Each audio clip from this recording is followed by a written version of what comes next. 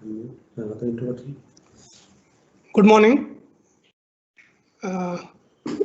Welcome to webinar series. Just 11 वाजलेत, एक आपण 3-4 मिनटं थांबूया आणि एक्झॅक्टली 11 वाजून 5 मिनिटांनी आपण सुरुवात करूया. म्हणजे ज्यांना कुणाला अजून जॉईन व्हायचं बाकी आहे ते जॉईन होतील आणि 11:05ला आपण सुरू करूया. तोपर्यंत सध्या एक 4-5 मिनिटं जस्ट जॉईनच राहा तुम्ही, जे कोण जॉईन झालेत ते. बाकीचे लोक जॉईन होतील आणि 11:05ला आपण सुरू करू. ओके.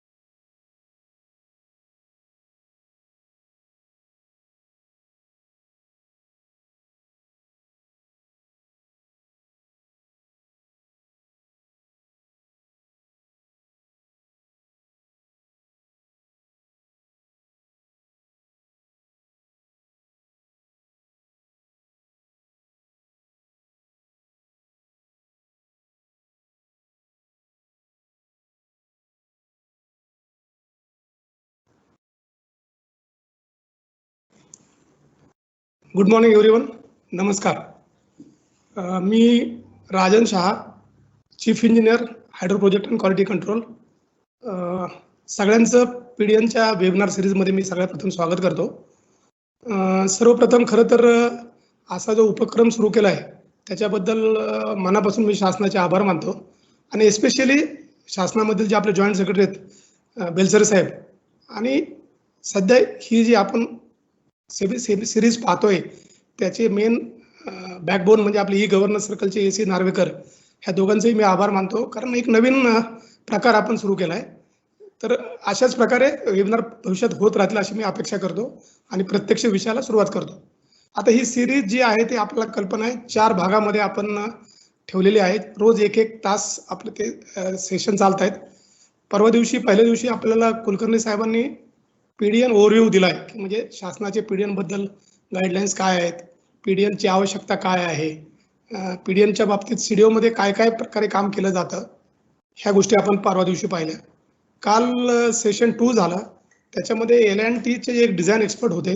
त्यांनी पीडीएनचं डिझाईन कशा प्रकारे ते लोक करतात ह्याची आपल्याला त्यांनी पूर्ण माहिती दिली. आता आज ह्या पीडीएनमध्ये जे काही आपण वेगळ्या प्रकारचे पाईप वापरतो त्या पाईपची तोंड ओळख आणि क्वालिटी कंट्रोलच्या आस्पेक्टने मी साधारण एक 45 मिनिटं आपल्याशी बोलणार आहे.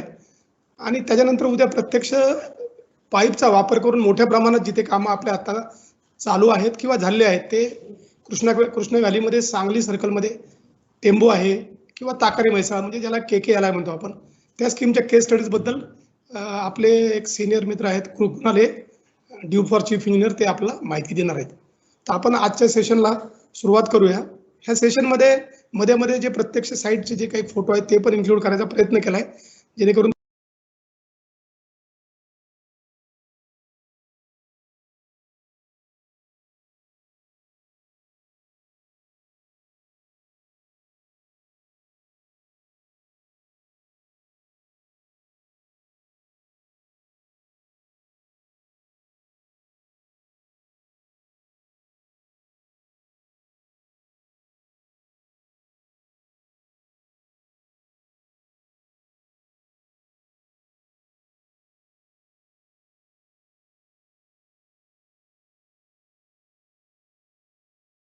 वाढवणं अपेक्षित आहे. तसंच आपलं जे MWRRA आहे त्याच्या पण ऑर्डिनन्स प्रमाणे इथून पुढे जे पेरिनल क्रॉप्स आहेत त्याला मायक्रो इरिगेशननेच पाणी देणं बंधनकारक त्यांनी केलेलं आहे. आणि तिसरी गोष्ट आपल्याला माहिती आहे की महाराष्ट्राचा जर विचार केला तर आपल्याकडे जे काही उपलब्ध सरफेस आणि ग्राउंड वॉटर आहे, ह्या पाण्याद्वारे सध्याच्या ज्या प्रचलित सिंचन पद्धती आहेत ह्याचा विचार केला तर फक्त 56% CCS आपण पाण्याखाली सिंचनाखाली आणू शकतो. पर्यायाने जर आपल्याला जास्ती एरिया जर सिंचनाखाली आणायचा असेल तर आपल्याला इरिगेशन इफिशियन्सी वाढवली पाहिजे, आणि त्याचाच अर्थ म्हणजे आपल्याला इफिशियन्सी वाढवण्याच्या पद्धती ते पाईप डिस्ट्रीब्युशन नेटवर्क ह्याच्याकडे जाणं क्रमप्राप्त झालं आहे. हे झाले डायरेक्ट बेनिफिट्स. इनडायरेक्ट गोष्ट आपल्याला आता माहिती की सध्या 2013ला नवीन लँड ॲक्विजिशन ऍक्ट आला आहे. त्याचा विचार केला तर जमिनीच्या किमती फार मोठ्या प्रमाणात वाढल्यात, काही ठिकाणी 4 पट, काही ठिकाणी 5 पट, आणि ओपन कॅनलला मोठ्या प्रमाणात लँड ॲक्विजिशन लागते. त्यामुळे लँड ॲक्विजिशनची कॉस्ट, लँड ॲक्विजिशन करण्यामधले हर्डल्स, ह्या सगळ्या गोष्टी जर आपल्याला वाचवायच्या असतील तर पीडीएन शिवाय आपल्याला पर्याय नाही. त्यामुळे आपण शासनाने हे पीडीएनचं धोरण स्वीकारलेलं आहे.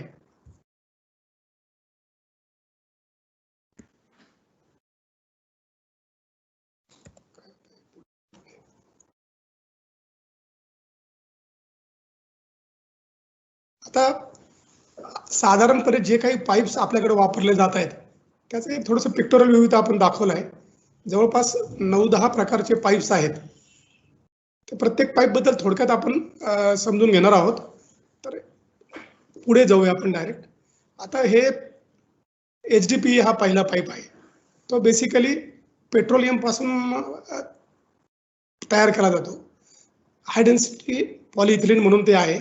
त्याचे प्रॉपर्टी जर पाहिले तर त्याची इम्परमेबिलिटी, strong molecular bond, corrosion resistant ह्या गोष्टी असल्यामुळे तो फार युजफुल मटेरियल आहे. त्याचंच इम्प्रूव्ड व्हर्जन म्हणजे SWSRP पाईप आहे, स्पायरली बाउंड स्टील रिन्फोर्स पाईप. म्हणजे ह्याला बेसिकली हा HDPE पाईपच आहे, त्याच्यावर एक स्टील स्केलेटन असतंय स्पायरल स्वरूपामध्ये, त्यामुळे त्याच्या प्रॉपर्टीज इम्प्रूव्ह होतात. नंतर आपण नॉर्मली शेतकरी वापरतात ते PVC पाईप आपल्याला माहिती आहेत. त्याचं थोडंसं इम्प्रूव्ड व्हर्जन म्हणजे PVCO, म्हणजे PVC ओरिएंटेड पाईप म्हणतात. याच्यामध्ये काय केलं असतं की मॅन्युफॅक्चरिंगमध्ये मॉलिक्युलर ओरिएंटेशन जे आहे ते ॲक्सियल केलं जाते, त्यामुळे परत प्रॉपर्टी इम्प्रूव्ह होतात.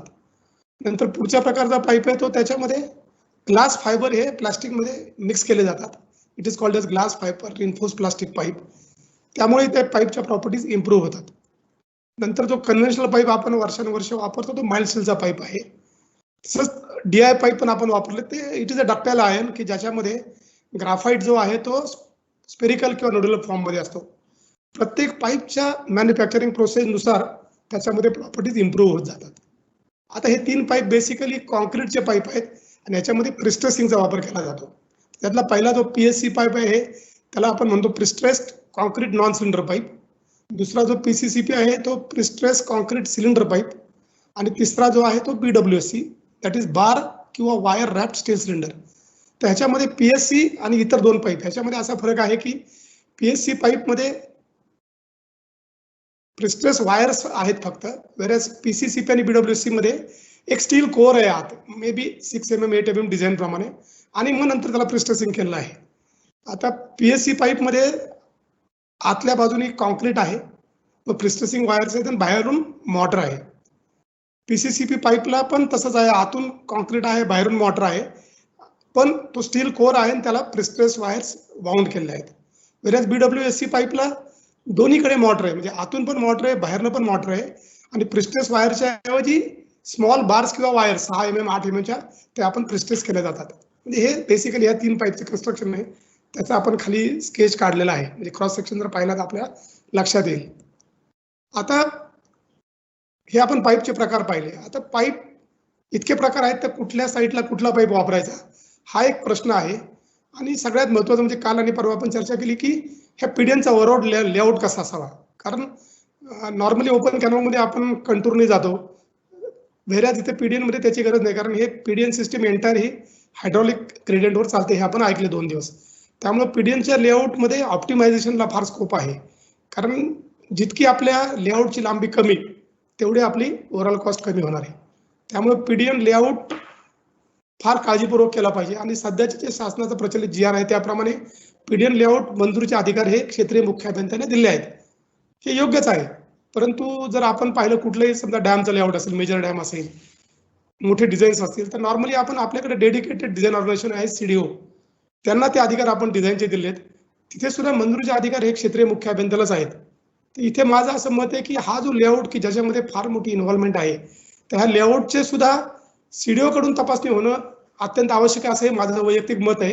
याच्यावर प्रत्येकाचे मतांतर असू शकतं. शासनाने पण याच्यावर विचार करावा की फिल्डने जरी लेआउट तयार केला तरी तो CDO कडे जावा, CDOने तो स्वतः तपासावा, आणि त्यांच्याकडे जे काही ओव्हरऑल महाराष्ट्राचा अभ्यास असतो त्याच्यामध्ये ते ऑप्टिमाइज ते करू शकतात. अल्टिमेटली मंजुरी CEनेच द्यायची आहे. तर हा जर थोडा बदल झाला तर नक्कीच आपल्याला याचा फायदा होईल. आता कमिंग टू पाईप टाईप. आता पाईप टाईप आपण पहिल्या 9-10 पाईप आहेत. आता कुठले पाईप कुठं वापरायचे याला अनंत पॅरामीटर्स आहेत. काही पॅरामीटर मी ते इनलिस्ट केलेत. मे बी तुमचा डिस्चार्ज किती आहे, तुमच्या पाईपला इंटरनल प्रेशर किती आहे, बाहेरनं लोड किती आहे, म्हणजे आपण ओव्हरबर्डन किती देणार आहे, त्या पाईपचं लाईफ किती आहे, तो पर्टिक्युलर पाईप आहे त्याच्यामध्ये हँडलिंग असेल, ट्रान्सपोर्टेशन असेल, लेईंग जॉईंटिंग असेल, ह्याची ईज कशी आहे, प्रत्येक पाईपच्या गोष्टी वेगळ्या वेगळ्या आहेत. त्या पाईप ड्युरेबल आहे का नाही, ह्या सगळ्यांचा विचार करून आपल्याला टेक्नो इकॉनॉमिकल डिसिजन हा घ्यायला पाहिजे पाईप सिलेक्ट करण्याकरता. तर बेसिकली त्याच्याकरता CWCने एक लाईफ सायकल कॉस्ट अनालिसिस नावाचा कन्सेप्ट इंट्रोड्यूस केलेला आहे. तर ह्याच्यामध्ये काय आहे, तर लाईफ सायकल कॉस्ट अनालिसिसमध्ये त्या PDN सिस्टीमच्या एंटायर लाईफची कॉस्ट काय येणार आहे याचा आपल्याला होलिस्टिक विचार केला पाहिजे. त्याच्यामध्ये मग पहिली तुमची कन्स्ट्रक्शन कॉस्ट येईल, नंतर त्या पाईपची ऑपरेशन मेंटेनन्स कॉस्ट येईल, नंतर त्या पाईपच्या जॉईंटिंगच्या लिकेजमधून समजा काही लिकेज होत असेल तर त्याच्यात मेंटेनन्स लिकेज रिपेअरची कॉस्ट येईल, नंतर पाईप रिप्लेसमेंटची कॉस्ट येईल. हा एक फार मोठा कन्सेप्ट आहे. म्हणजे समजा लेटेस्ट एक एक्झाम्पल ऑफ एखाद्या सिस्टीमचं आयुष्य आपण 90 वर्ष धरलंय, आणि काही 3 प्रकारचे पाईप आहेत. एका पाईपचं आयुष्य 90 वर्ष आहे, एकाचं आहे 45 वर्ष आणि एकाचं 30 वर्ष. तर ज्याचं 90 वर्ष आयुष्य ते पाईप आपल्याला एकदा टाकला की आयुष्य भरपूर आहे, पण वेळेस 30 वर्षाचं लाईफचे जर पाईप वापरले तर आपल्याला 3दा पाईप बदलावं लागतील. त्यामुळे 3 टाइम्स कॉस्ट आपली ते कन्स्ट्रक्शनमध्ये येणार आहे. त्यामुळं पाईपचं लाईफ आणि ॲट द सेम टाइम जे फायदे आहेत ते डेप्रिसिएशन कॉस्ट, म्हणजे तो पाईप नंतर विकला केवढ्याला जातो ते तुम्हाला क्रेडिट आहे. त्या सगळ्यांचा विचार करून जो पाईप आपल्याला स्वस्त बसेल म्हणजे टेक्निकली ॲज वेल एज इकॉनॉमिकली. तर टेक्नो-इकॉनॉमिकल अॅनालिसिस करून पाईपचा टाईप ठरवावा, हे फार महत्त्वाचा विषय आहे. आणि जो काही आपण पाईप टाईप ठरवू, त्याच्या मागचं जे आपल्या डोक्यात रिझनिंग आहे, ते आपण ऑफिस नोटवर डॉक्युमेंट करून ठेवणं अत्यंत आवश्यक आहे. सध्या सुद्धा शासनाच्या प्रचलित जी-आर पाईप टाईप ठरवण्याचे पूर्ण अधिकार क्षेत्रीय मुख्य अभियंत्याला आहेत. त्याप्रमाणे ते ठरवत आहेत. तर ते असंच डॉक्युमेंटेशन करून ठेवत असतील, अशी आपण अपेक्षा करूया. आता ही पाईप थिकनेस जी आहे, आता कसं आहे की काही पाईपमध्ये स्टँडर्ड थिकनेसेस आहेत, पण काही पाईपला आपल्याला थिकनेस डिझाइन करावे लागतात. तर थिकनेस डिझाइन करण्यामध्ये 2 मेन कन्सेप्ट आहेत. काल सुद्धा आपल्याला त्या सीओ सांगितलं आपलं, किंवा एक तर इंटरनल प्रेशर तुमचं किती आहे आणि तुमच्या पाईपवर बाहेरनं एक्सटर्नल लोड किती आहे, म्हणजे बॅक फिलिंग आहे, व्हेहिक्युलर ट्रॅफिक आहे, ह्याचा विचार करून तुम्हाला पाईपची थिकनेस डिझाइन केली पाहिजे. आणि सगळ्यात महत्त्वाचं म्हणजे तुम्ही एखाद्या विशिष्ट ओव्हरबर्डनला समजा पाईप थिकनेस डिझाइन केली, से 2 मीटर 3 मीटर, आणि साईटमध्ये एखाद्या वेळेस तुम्हाला अलाइनमेंट बदलावी लागली आणि तिथे ओव्हरबर्डन समजा 4-5 मीटर आलं, तर हा मुद्दा आपण डोक्यात ठेवला पाहिजे की माझा पाईप हा 3 मीटर ओव्हरबर्डनला डिझाइन केलाय, आता इथे 5 मीटर ओव्हरबर्डन आले, त्यामुळे मग आपण तो रिचेक केलं पाहिजे डिझाइन की 5 मीटरला हा पाईप सेफ आहे का. अदरवाईज काय होऊ शकेल की भविष्यामध्ये कधीतरी तिथे फेल्युअर होईल आणि मग आपण अनालिसिस करणार. तर त्यामुळे डिझाईनचा सगळा नो हाऊ कन्स्ट्रक्शनच्या इंजिनियरकडे गेलाच पाहिजे. हे फार महत्त्वाचं आहे. त्यामुळे आपले स्पेसिफिकेशन फार क्लिअर केले पाहिजेत. आपण कुठले तरी आपण नुसते कॉपी करून गेलो तर प्रॉब्लेम याच्यामध्ये होऊ शकतो. आता हे मेजॉरिटी, एक आनंदाची गोष्ट की मेजॉरिटी सगळे पाईप आहेत आपले ते फॅक्टरीमध्ये मॅन्युफॅक्चर होत आहेत. परंतु त्या पाईप बरोबर जे आपल्याला स्पेशल्स लागतात, मे बी टीज असतील, बेंड्स असतील, जॉईंट्स असतील, हे पण त्याच फॅक्टरीमध्ये तयार झाले पाहिजेत आणि त्यांनी सप्लाय केले पाहिजेत, ह्याची आपण काळजी घेतली पाहिजे. आता प्रत्यक्ष स्पेसिफिकेशन जो पार्ट आहे आपला, त्याच्याकडे आपण थोडं वळूया. तर हे जे आपण स्पेसिफिकेशन तयार केले आहेत, तर ते कशावर आधारित आहेत. ते बेसिकली शासनाने 2017 मध्ये एक पीडीएनचा जी-आर काढला जानेवारीमध्ये, आणि फेब्रुवारीमध्ये डिटेल गाईडलाईन्स काढल्यात. त्याचा आपण अंतर्भाव याच्यामध्ये केला आहे. तसंच जुलै 17 मध्ये सीडब्ल्यूसीने एक guideline planning and design of PDN करता एक छान पुस्तक काढलेलं आहे. त्याच्यातल्याही गोष्टी आपण याच्यात विचारात घेतलेल्या आहेत. तसंच इन्सिडने 1998 मध्ये एक पीडीएन बद्दल पब्लिकेशन काढलं होतं. त्यामधल्याही काही गोष्टी आपण याच्यामध्ये घेतलेल्या आहेत. आणि प्रत्येक प्रकारचे पाईप करता अनंत आय-एस आहेत. तर त्यातले जवळपास असे 70 एक आय-एस आपल्याला विचारात घ्यावे लागले. प्रत्येक आय-एसचा बारकाईने अभ्यास करायचा प्रयत्न केलाय. त्यातल्या काही गोष्टी सुटल्या असतील आणि त्यातल्या महत्त्वाच्या गोष्टी ह्याच्यामध्ये घालायचा प्रयत्न केलेला आहे. आणि सगळ्यात महत्त्वाचं म्हणजे आमचे मुख्य अभियंता तत्कालीन क्वालिटी कंट्रोलचे आर.एन. ठाकरे यांनी एक पुढाकार घेऊन 2018 मध्ये जस्ट मे मध्ये, म्हणजे 2 वर्षापूर्वी गुजरातचा पीडीएनचा दौरा केला होता वाल्मी गुजरातच्या मदतीने. तर तिथे आमची पूर्ण टीम गेली होती.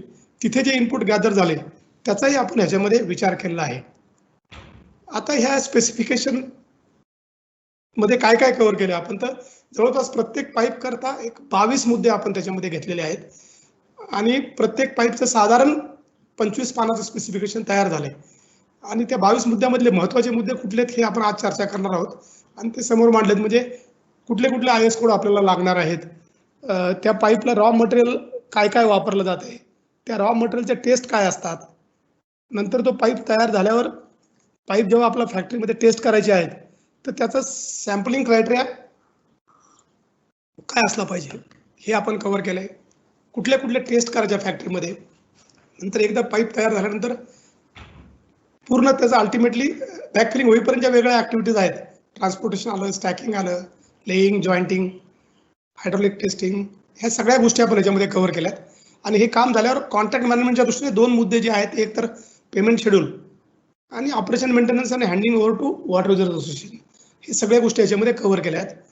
शासनाने ह्याच्याकरता एक समिती नेमली होती आणि एक पीडीएनचं छान प्रकारे हँडबुक आपण तयार केले की आपले डीजी मेरी त्याचे चेअरमन होते, सर्व महामंडळाचे चीफ इंजिनियर त्याच्यामध्ये मेंबर्स होते, CDO CEO was the member secretary, आणि सुदैवाने मी त्याच्यामध्ये मी पण मेंबर होतो. माझ्याकडेच हा विषय होता प्राईस स्पेसिफिकेशनचा. तर बऱ्यापैकी इनपुट आम्ही त्याच्यामध्ये दिले आणि ते सध्या शासनाला सबमिट झाले, शासनाच्याही विचाराधीन आहे. ते लवकरात लवकर पब्लिश झालं तर आपल्याला ते फील्डला उपयोगी होईल. आता हे जस्ट एक डेटा आहे, तर फार चर्चा करायचा विषय नाही की प्रत्येक प्रकारच्या पाईपला कुठले कुठले आय-एस आपल्याला लागणार आहेत. आता सुदैवाने यातले बहुतेक आय-एस जे आहेत ते आपल्याला ऑनलाईन उपलब्ध होतात. त्यामुळे जस्ट आपल्याकडे हा डेटा जरी असला समोर तरी आपण तो आय-एस केव्हाही पाहू शकतो. आता काही पाईपचे क्लासिफिकेशन असतात, ते पण आपल्याला एखाद्या वेळेस माहीत नसतील तर गोंधळू शकतो. म्हणजे लेटेस्ट एक एचडीपी कोणतरी म्हणतं आपल्याला PE80 PN10 प्रकारचा पाईप आहे. म्हणजे काय? तर आता मटेरियलवरून HDPE करता बेस्ड ऑन मटेरियल 3 प्रकारचे मटेरियल ग्रेड्स आहेत. PE63, PE80, PE100. हे nothing but he required strength आहे. म्हणजे PE80 म्हणजे 8 MPa. आता MPa म्हणजे आपल्याला माहिती आहे mega pascal, which is equal to newton per mm square. म्हणजे 8 न्यूटन पर mm स्क्वेअर ही त्याची रिक्वायर्ड स्ट्रेंथ आहे त्या मटेरियलची. आणि काही वेळेस ते प्रेशरवर सुद्धा आपण ते पाईप क्लासिफाय करतो, त्याला PN रेटिंग म्हटलं जातं. आता फॉर एक्झाम्पल PN10 म्हणजे 1 MPa म्हणजे 1 न्यूटन पर mm स्क्वेअर. असं काही प्रत्येक पाईपचे काहीचं ABCD आहे, काहीचं क्लास 1 क्लास 2 आहे, काहीचं K7 K8 आहे. आता स्टीलमध्ये जर गेलो आपण तर ते मॅन्युफॅक्चरिंग प्रोसेसच्या अनुषंगाने ते 3 प्रकार म्हणतात. S म्हणजे सिमलेस पाईप आहे, ERW म्हणजे इलेक्ट्रिकली रेजिस्टंट वेल्डेड पाईप आहे, किंवा SAW म्हणजे सबमर्ज आर्क वेल्डिंग आहे. तर सबमर्ज आर्क वेल्डिंग आता बऱ्याच ठिकाणी आपल्या साईटला आहे. जिथे जिथे MS पाईप फॅब्रिकेट होतात तिथे ते आपल्याला पाहायला मिळतं. आणि दुसरं म्हणजे स्टीलची ग्रेड कुठली वापरतो त्याच्यावर सुद्धा प्रकार आहेत. म्हणजे Fe330 स्टील आहे का, Fe400 आहे का, Fe450 आहे. तर इथे साईटला जेव्हा आम्ही जातो सुदैवाने, म्हणजे पुन्हा एकदा मी शासनाचे आभार मानतो की बाबा गुणनियंत्रण मुख्य अभियंता मी असल्यामुळे पूर्ण राज्यामध्ये मला प्रवास करता येतो आणि प्रत्येक कॉर्पोरेशनमध्ये ज्या काही चांगल्या गोष्टी आहेत त्या एकत्रित मला कळतात आणि त्या ह्या माध्यमातून मी सर्व लोकांना सांगू शकतो. ॲट द आउटसेट मी सांगेल की सगळीकडे आपल्याकडे कामं हे नक्कीच फर्स्ट क्लास किंवा त्याच्या वरच्या लेवलला आहेत, कुठेही त्रुटी नाही आहेत. परंतु आता MS मध्ये पाहिलं काय होते की बऱ्याच ठिकाणी स्पेसिफिकेशनमध्ये आपलं कुठल्या ग्रेडचं पाईप आहे हा लिहिलाच नाही. म्हणजे Fe330 आहे का 400 आहे का 550 आहे. तर साईटचा इंजिनियर पण तो बिचारा सांगू शकत नाही. आता मे बी Fe410चे पाईप साईटला आहेत, बरोबर पण असतील, पण ॲज क्वालिटी कंट्रोल इंजिनियर मलाही ते उत्तर कळत नाही आणि फील्डचा एक्झिक्युटिव्ह म्हणतो मलाही माहित नाही, तो नंतर विचारून सांगतो. त्यामुळे स्पेसिफिकेशन फार क्लिअर पाहिजे. डिझाईनच्या सगळ्या गोष्टी स्पेसिफिकेशनमध्ये रिफ्लेक्ट व्हायला पाहिजेत. आता रॉ मटेरियल हे प्रत्येक पाईपमध्ये कुठलं कुठलं आहे. आता तुम्ही म्हणाल की आपण फार बेसिकमध्ये जातोय, आपला खोलात जायची गरज नाही. परंतु ॲज अ इंजिनियर आपला माहिती पाहिजे की आपल्या पाईपमध्ये कुठलं मटेरियल आहे, ते कसं तयार होत आहे, तरच आपण प्रत्यक्ष तो पाईपचा आउटपुट बरोबर आहे की नाही बघू शकतो. आता HDPE पाईप हे नथिंग बट आपण मागास पाहिजे की हे पॉलिइथिलीन मटेरियल आहे. SWSRP पाईप हा पण HDPEचाच आहे, फक्त त्याला स्टील प्लेट्स असतात.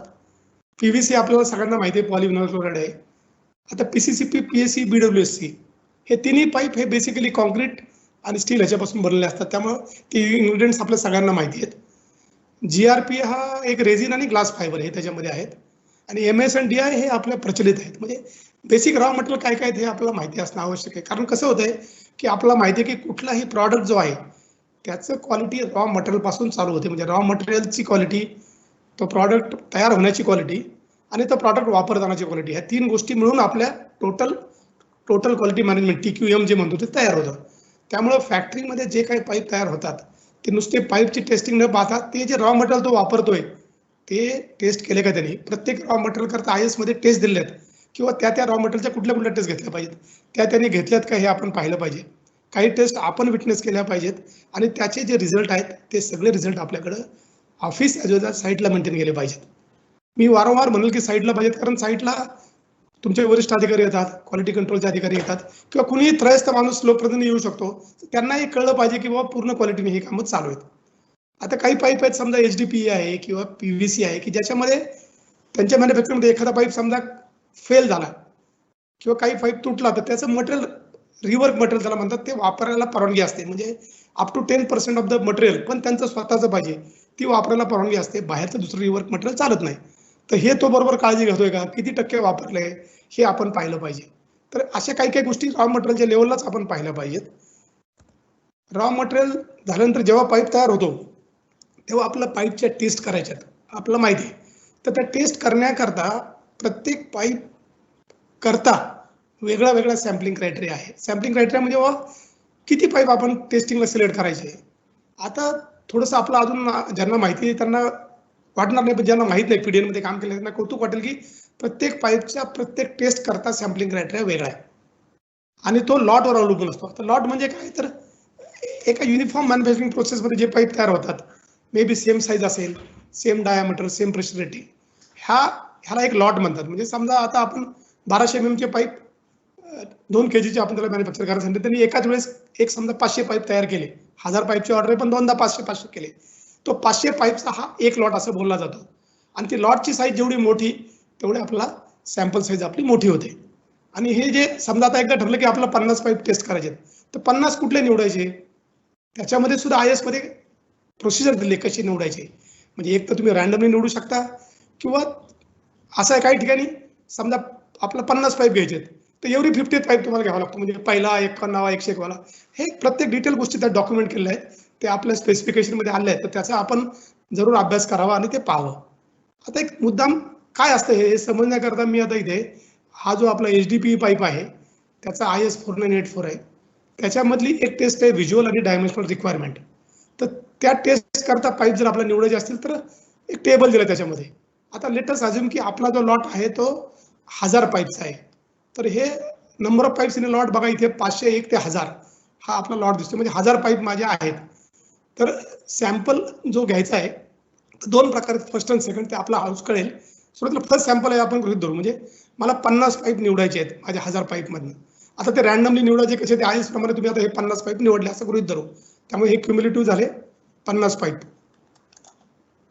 काय झालंय मागे येते ते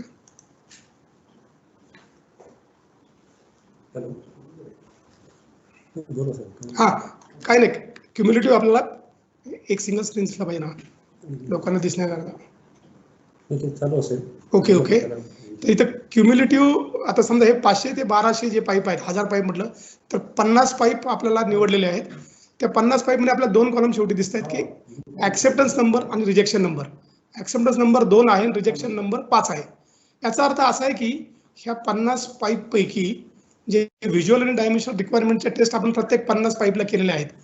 तर त्या 50 पाईप पैकी 2 किंवा 2 पेक्षा कमी पाईप जर आपले फेल होत असतील तर तो लॉट आपल्याला ऍक्सेप्ट झाला. बरोबर. आणि दुसरा आकडा आहे 5.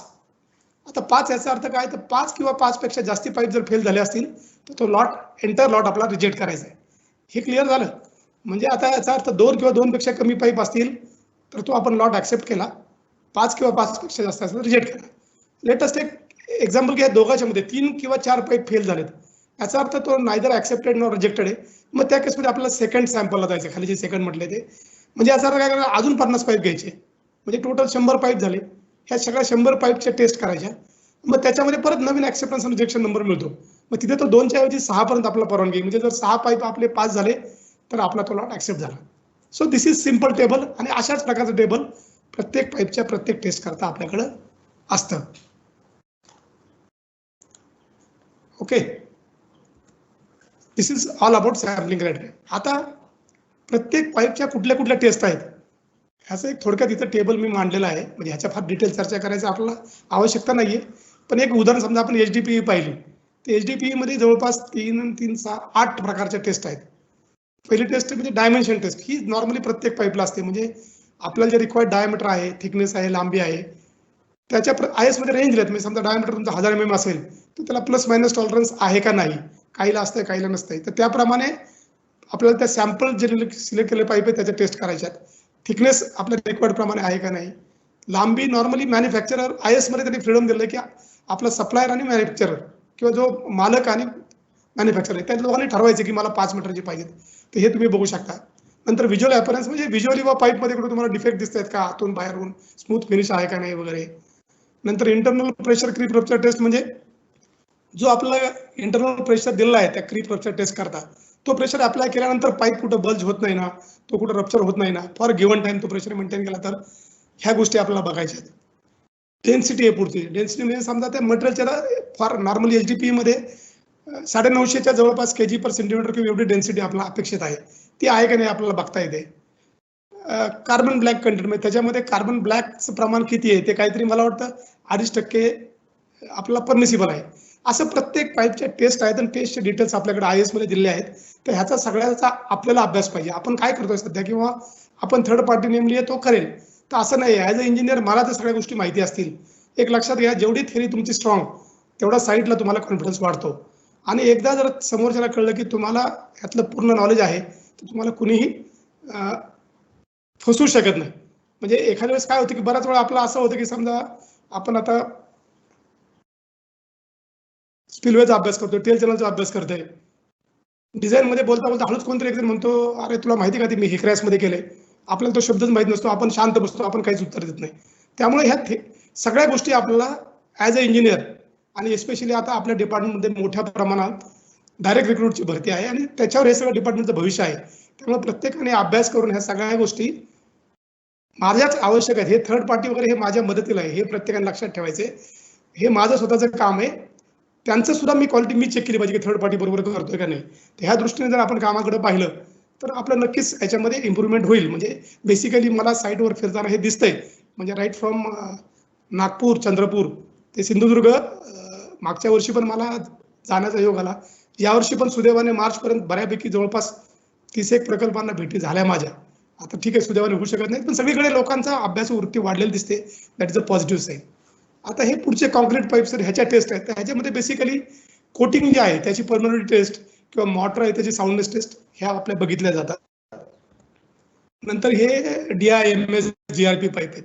आता ह्या सगळ्या टेस्टच्या बाबतीमध्ये कॉमन 2-3 गोष्टी मी खाली नमूद केल्या आहेत, किंवा ह्या प्रत्येक टेस्ट निवडलेल्या सॅम्पलवर आपल्या इंजिनियरच्या उपस्थितीमध्येच व्हायला पाहिजेत, असं हे माझं वैयक्तिक मत आहे. थर्ड पार्टी तर आहेच, पण किमान डेप्युटी इंजिनियर लेवलचा माणूस पूर्ण टेस्टिंगला दिलं पाहिजे.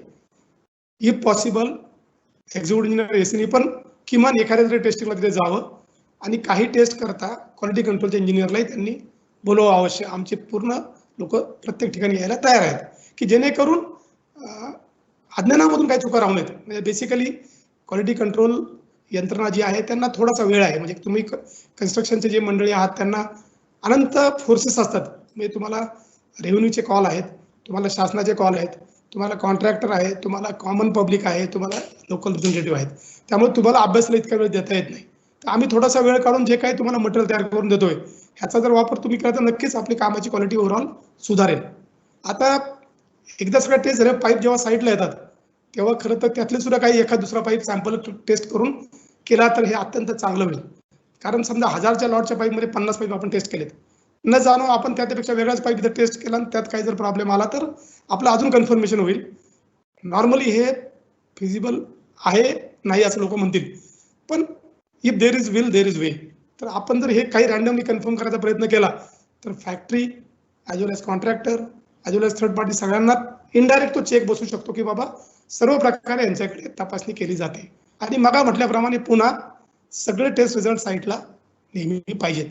बऱ्याच वेळा आम्हाला साईटला टेस्ट रिझल्ट मिळत नाहीत, ते असतात पण ते साईटला मेंटेन केले नसतात. तर आजकाल झेरॉक्स आहे, स्कॅन आहे, हे तुम्ही कॉपी ठेवू शकता की जेणेकरून टोटल ट्रान्सपरन्सी आपल्याला सिस्टीममध्ये ठेवणं अत्यंत आवश्यक आहे. आता थर्ड पार्टी टेस्टिंगच्या एजन्सी आहेत, तर हे सगळ्यांना माहिती आहे, याच्यामध्ये फार सांगायची गरज नाही आहे. इंजिनियर्स इंडिया लिमिटेड आहे, काही कॉलेजेस आहेत, CWPRS आहे. प्लॅस्टिक पाईप करता ही एक फार छान इन्स्टिट्यूट आहे, सिपेट म्हणून जे आहे, central institute of plastic engineering technology. ह्यांचं मला वाटतं महाराष्ट्रात औरंगाबादमध्ये त्यांचं हेड ऑफिस आहे. तर अशा काही जर चांगल्या इन्स्टिट्यूटला शासन स्तरावर जरी आपण टायअप केलं आणि एंटायर महाराष्ट्राला आपण केलं किंवा प्लास्टिक पाईप करता मी सिपेटच वापरेल, तर अशा गोष्टीचा आपण विचार करू शकतो. किंवा प्रत्येक कॉर्पोरेशनमध्ये ED लेवलला काही जर आपण ह्याचे परिपत्रक काढले, जसं VIDCने एक काढले असं मला कळलं, छान सुरुवात केली. अशा प्रकारे सगळ्यांनी जर काढले तर काय होतंय की ह्याच्यामध्ये एक बोटावर मोजण्या एवढे 7 किंवा 8 किंवा 10 लोक ज्ञानी असतील की ज्यांच्याकडे मोठ्या प्रमाणात कामं चालू आहेत. पण ज्यांच्याकडे नुकतीच सुरुवात होते त्या माणसाला त्या मानाने ज्ञान कमी असतं. तर त्याला असं रेडी जर काही आपण उपलब्ध करून दिलं तर नक्कीच हे त्याच्या फायद्याचं होईल. आता एक सॅम्पल थर्ड पार्टीचा रिझल्ट आपला कसा येतो, हे एक सॅम्पल मी एक मिळवलं आहे, हे सिपेट कंपनीचं आहे. तर ह्याच्यामध्ये साधारण त्यांनी 2 शीटमध्ये हे सॅम्पल दाखवलेले. आता हे जे पहिली शीट दिसते आय कॅन अंडरस्टँड, ते वाचणे नाहीये, पण त्याच्यामध्ये काय आहे हे मी थोडक्यात सांगतो. म्हणजे कुठल्या कुठल्या टेस्ट त्या पाईपच्या घ्याव्या लागतात, त्या टेस्टला कुठला IS आहे, त्या टेस्टमध्ये रिक्वायरमेंट काय, म्हणजे समजा डेन्सिटी असेल तर किती यायला पाहिजे, आणि पुढचा कॉलम आहे तो टेस्ट पास झाली का फेल झाली. अशा प्रकारे आपला हा रिझल्ट मिळतो. आणि दुसऱ्या शीटमध्ये जर गेलो आपण तर हा क्वांटिटेटिव्ह आहे. म्हणजे समजा आता त्यांनी 50 पाईप टेस्ट केले तर त्यातले ॲक्सेप्ट किती झाले, रिजेक्ट किती झाले, अशा प्रकारचा हा आहे. आणि प्लस क्वांटिटी बॅलन्स एक कॉलम, म्हणजे फॉर एक्झाम्पल त्यांना आपण 2000 पाईप टेस्टची ऑर्डर दिली आहे आणि आता 500 झालेत, तर 1500 अजून बाकी, असं याच्यामधून आपल्याला कळतं. तर एक सॅम्पल थर्ड पार्टी टेस्टिंगचा एक रिपोर्ट असतो.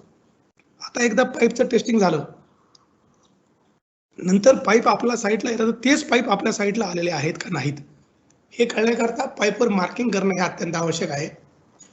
ह्याच्यामध्ये IS मध्ये तरतुदी आहेत किंवा मार्किंगमध्ये नॉर्मली काय काय गोष्टी मार्किंगमध्ये असाव्यात, तर ती इनलिस्ट केले मी. आणि प्लस सगळ्यात शेवटी आपण वाचलं तर ह्याच्यापेक्षा जास्ती गोष्टी आपण इंजिनियर सांगू शकतो, मला ह्या गोष्टी पण मार्क करून पाहिजेत, हे IS ने स्पेसिफाय केलेलं आहे. म्हणजे आपण सांगितलं तर त्याच्यामध्ये नवीन असं काही नाही. बेसिकली मॅन्युफॅक्चररचं नाव, ट्रेडमार्क, कुठलं रॉ मटेरियल आहे, डायमीटर काय आहे, IS चा mark, third party mark, name of project, ह्या गोष्टी आपल्याला त्या पाईप. आता इथे जर पाहिलं आपण हे बघा, पाईपची कंपनी सुप्रीम दिसते, 140 mm त्या डायमीटर आहे, प्रेशर रेटिंग आहे, त्याचा क्लास आहे, पाईपचा प्रकार आहे, आणि खाली हे सिपेट जे थर्ड पार्टी टेस्टिंग आहे त्यांचं मार्क आहे याच्यामध्ये.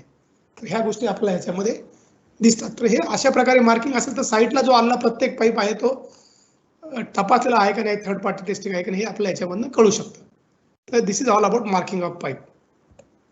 आता एकदा पाईप तयार झाले आणि आपण आता इथून पुढच्या ज्या ऍक्टिव्हिटी आहेत त्या आता आपल्या ऍक्च्युअल एक्झिक्युशनला सुरू झाल्या. म्हणजे याच्यामध्ये सगळ्यात पहिलं ट्रान्सपोर्टेशन येईल, मग लेईंग येईल, जॉईंटिंग येईल, हायड्रोलिक टेस्टिंग येईल, बॅक फिलिंग येईल. तर ह्या सगळ्या गोष्टी ज्या आहेत तर ह्याच्यामध्ये बऱ्याच गोष्टी कॉमन आहेत आणि काही गोष्टी प्रत्येक पाईपला स्पेसिफिक आहेत. तर ह्या सगळ्या गोष्टी इन डिटेलमध्ये आपण हँडबुकमध्ये कव्हर केल्या आहेत. परंतु आता हे लिमिटेड वेळेमध्ये ज्या काही कॉमन गोष्टी आहेत जिस्ट काढायचा प्रयत्न केला आहे. आता इथून पुढच्या बऱ्याच गोष्टी ज्या आहेत त्या ॲज अ इंजिनियर आपल्या सगळ्या लोकांना ह्या माहितीच आहेत. ह्याच्यामध्ये तुम्हाला असं वाटेल की नवीन काय आहे, परंतु हे एका जागेवर आहे. ह्याच्यातून तुम्हालाही यू कॅन थिंक ऑफ किंवा ह्याच्यापेक्षा अजून काय जास्ती काळजी आपण घेऊ शकतो. आता वन बाय वन आपण बघत जाऊया. आता ट्रान्सपोर्टेशन ऑफ पाईप हे जर पाहिलं आपण तर नॉर्मली जो आपला ट्रक किंवा ट्रेलर आहे त्याचं बेड फ्लॅट पाहिजे. बऱ्याच वेळा काहीतरी खाली अंडुलेशन असतात, त्यामुळे काय होतं की पाईप हा युनिफॉर्मली सपोर्ट होत नाही, त्याच्यामध्ये अननेसेसरी स्ट्रेसेस तयार होऊ शकतात. शक्यतो एका समजा एका फॅक्टरीमध्ये 3 प्रकारची पाईप घेतोय, तर प्रत्येक प्रकारच्या पाईप वेगवेगळ्या व्हेकलमध्ये ट्रान्सपोर्ट करावा, जेणेकरून एकमेकाचं कुठं काही धक्का लागणे काही होणार नाही. किंवा पाईप जर जास्ती असतील तर ते ट्रान्सपोर्टेशनमध्ये हल्ले नाही पाहिजेत, त्याकरता काहीतरी बाइंडिंगची सोय वगैरे प्रॉपर आहे का नाही हे बघितलं पाहिजे आपण. लोडिंग अनलोडिंग हे आपण करतोच मेकॅनिकल मेननी, पण ते त्याप्रमाणे होते की नाही बघायला पाहिजे. आता ह्याचा थोडक्यात असा अर्थ झाला की ट्रान्सपोर्टेशनला जे लोडिंग होतंय तिथे सुद्धा कोणतरी आपला इंजिनियर पाहिजे. पण लोडिंगच चुकीचं झालं तर साईटला आल्यावर पाईप खराब होण्यात काही पॉईंट नाही, आधीच आपण तो चेक केला पाहिजे. काही पाईपला कोटिंग असतं बाहेरनं, तर ते कोटिंग खराब होऊ नये म्हणून पाईपमध्ये जर पॅडिंग आपल्याला टाकलं ते आपण टाकलं की नाही बघायला पाहिजे. म्हणजे अशा छोट्या छोट्या गोष्टी आहेत की ज्याची काळजी आपण ट्रान्सपोर्टेशन करताना घेतली पाहिजे. ह्या सगळ्या काळज्यांचा एकच आहे की ॲज मॅन्युफॅक्चर्ड पाईपची 100% क्वालिटी आपली ॲज लेड पाईपमध्ये यायला पाहिजे, हाच ह्याच्यामध्ये उद्देश आहे. आता पाईप साईटला आले की लेईंग ऍक्टिव्हिटी आहे, पण त्याच्यामध्ये आपल्या लक्षात येईल की बऱ्याच वेळा पाईप ट्रान्सपोर्टेशन लेईंग आपलं सिंक्रोनाइज आपण करू शकत नाही, त्यामुळे आपला काही काळा करता का होईना पण पाईप स्टॅक करावे लागतात. स्टॅकिंगच्या 2 पद्धती नॉर्मली असतात.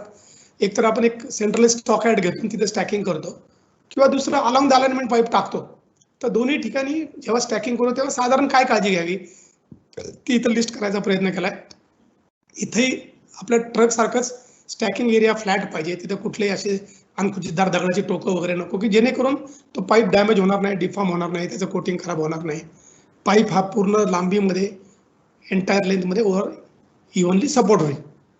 आता जर डिफरंट डायमीटरचे पाईप आपल्याकडे असतात, डिफरंट प्रेशर क्लासचे असतात, डिफरंट प्रकारचे असतात, ते जर आपण वेगवेगळ्या प्रकारे स्टॅक केले तर आपलं काम करायला ते सोपं होते. बऱ्याच वेळा काय होते की सगळे पाईप एका ठिकाणी काढले तर कुठला पाईप कुठे काय ह्या हुडकण्यामध्ये वेळ जातो आणि अननोईंगली वेगळ्या प्रेशर प्रकाराचा पाईप वेगळ्या ठिकाणी जाऊ शकतो.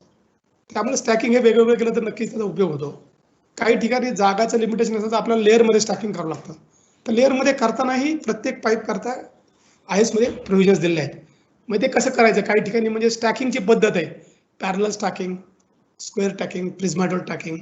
तर स्टॅकिंग त्याप्रमाणे होते का नाही, स्टॅक हाईटला लिमिटेशन आहेत, काही ठिकाणी 1.5 मीटर म्हणतात, काही ठिकाणी एकावर एक 2 किंवा 3 पाईप म्हणतात.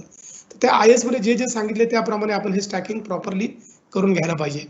आता हे साहजिक आहे, एकदा पाईप स्टॅक केले की पाईप काढायला पण आपल्याला ते तेवढीच काळजी घ्यावी लागते. नुसतं ओढून पाईप काढला तर पाईप खराब होईल, जमिनीवर ड्रॅग केला तरी पाईप खराब होईल. त्यामुळे स्टॅकिंग जर लेअरमध्ये असेल तर अजून जास्ती काळजी आपल्याला घ्यावी लागते. समजा ट्रान्सपोर्टेशनमध्ये आपण जागा वाचवायकरता एकाच्या आत एक पाईप घालून आणले, PVC चे पाईप म्हणजे 500च्या आत 400, 400च्या आत 300. तर जर एकाच्या आत जर घातले असतील तर काढताना सुद्धा एकदम न काढता आतला पाईप पहिला काढून बाजूला ठेवावा, मग त्याच्या वरचा काढावा, मग त्याच्या वरचा काढावा. ह्या सगळ्याचा पर्पज एकच आहे की बा पाईप आपला कुठेही फायनल लिंक होईपर्यंत त्याच्या प्रॉपर्टीज डॅमेज होऊ नये, डिफॉर्म होऊ नये.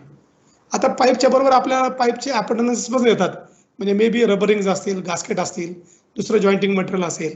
तर हे एका वेगळ्या थंड रूममध्ये ड्राय असेल, तिथे थोडासा अंधार असेल, सनलाईट नसेल, इथं जर ठेवलं तर त्याच्या प्रॉपर्टीज खराब होणार नाहीत. म्हणजे ॲज वी ऑल नो की PVC पाईप आहेत किंवा रबर पार्ट्स आहेत, हे उन्हामध्ये खराब होतात. मग त्याला जर तुम्ही एखादा महिना 2 महिने ठेवले तर त्याचं सगळी प्रॉपर्टी खराब होऊन जाते. त्यामुळे स्टॅकिंगमध्ये सुद्धा तुम्हाला अशा प्रकारच्या पाईपला सावलीची सोय किंवा अशा गोष्टी ज्या आहेत त्या काळजी केली पाहिजे. आणि स्पेशली आपला कन्स्ट्रक्शन सीझन तुम्हाला माहिती आहे की कधी डिसेंबरच्या आत सुरू होत नाही, आणि पीक सीझन आपला असतो मार्च, एप्रिल, मे. आणि आता विदर्भ काय एंटायर महाराष्ट्रामध्ये कुठेही मला वाटतं उन्हाळ्यामध्ये 30-35 डिग्रीच्या वरच टेम्परेचर असते. जिथे जास्ती टेम्परेचर तिथं आपल्याला ह्याची काळजी जास्ती घ्यावी लागते. आता स्टॅकिंग झालं की लेईंग येतं. लेईंगच्या आधी एक छोटा मुद्दा एक्सकॅव्हेशन बद्दलचा आहे. तुम्ही म्हणाल की एक्सकॅव्हेशन काय? एक्सकॅव्हेशन तर एकदम सिंपल गोष्ट आहे, म्हणून मी ते लिहिलेलं नाही, पण एक छोट्या 2-3 गोष्टी ज्या साईटला जेव्हा आम्ही व्हिजिट करतो तेव्हा लक्षात येतात त्या अशा आहेत की नॉर्मली 2 प्रकार आहेत. आपलं एक तर सॉईलमध्ये एक्सकॅव्हेशन असतं किंवा बऱ्याच ठिकाणी रॉकमध्ये पण एक्सकॅव्हेशन आपल्याला करावं लागतं. जिथे सॉईलमध्ये एक्सकॅव्हेशन आहे तिथे काही फार काळजीचा विषय येत नाही, पण जिथे रॉकचं एक्सकॅव्हेशन आहे आणि स्पेशली कटिंग जास्ती आहे, डीप कट आहेत काय, तर तिथे काय होतंय असं लक्षात येतं की ते आपली टेंडन्सी अशी की आपल्याला हे काही बॅकफिलच करायचं आहे, त्यामुळं एक्सकॅव्हेशनच्या स्लोपकडे लक्ष दिलं जात नाही. तर बऱ्याच ठिकाणी साईटला स्टेबल स्लोप दिसत नाहीत. स्टेबल म्हणजे आता आपले ओपन कॅनॉल सारखे इतके स्टेबलची आपल्याला आवश्यकता नाही, पण किमान थोडेफार तरी स्टेबल पाहिजेत.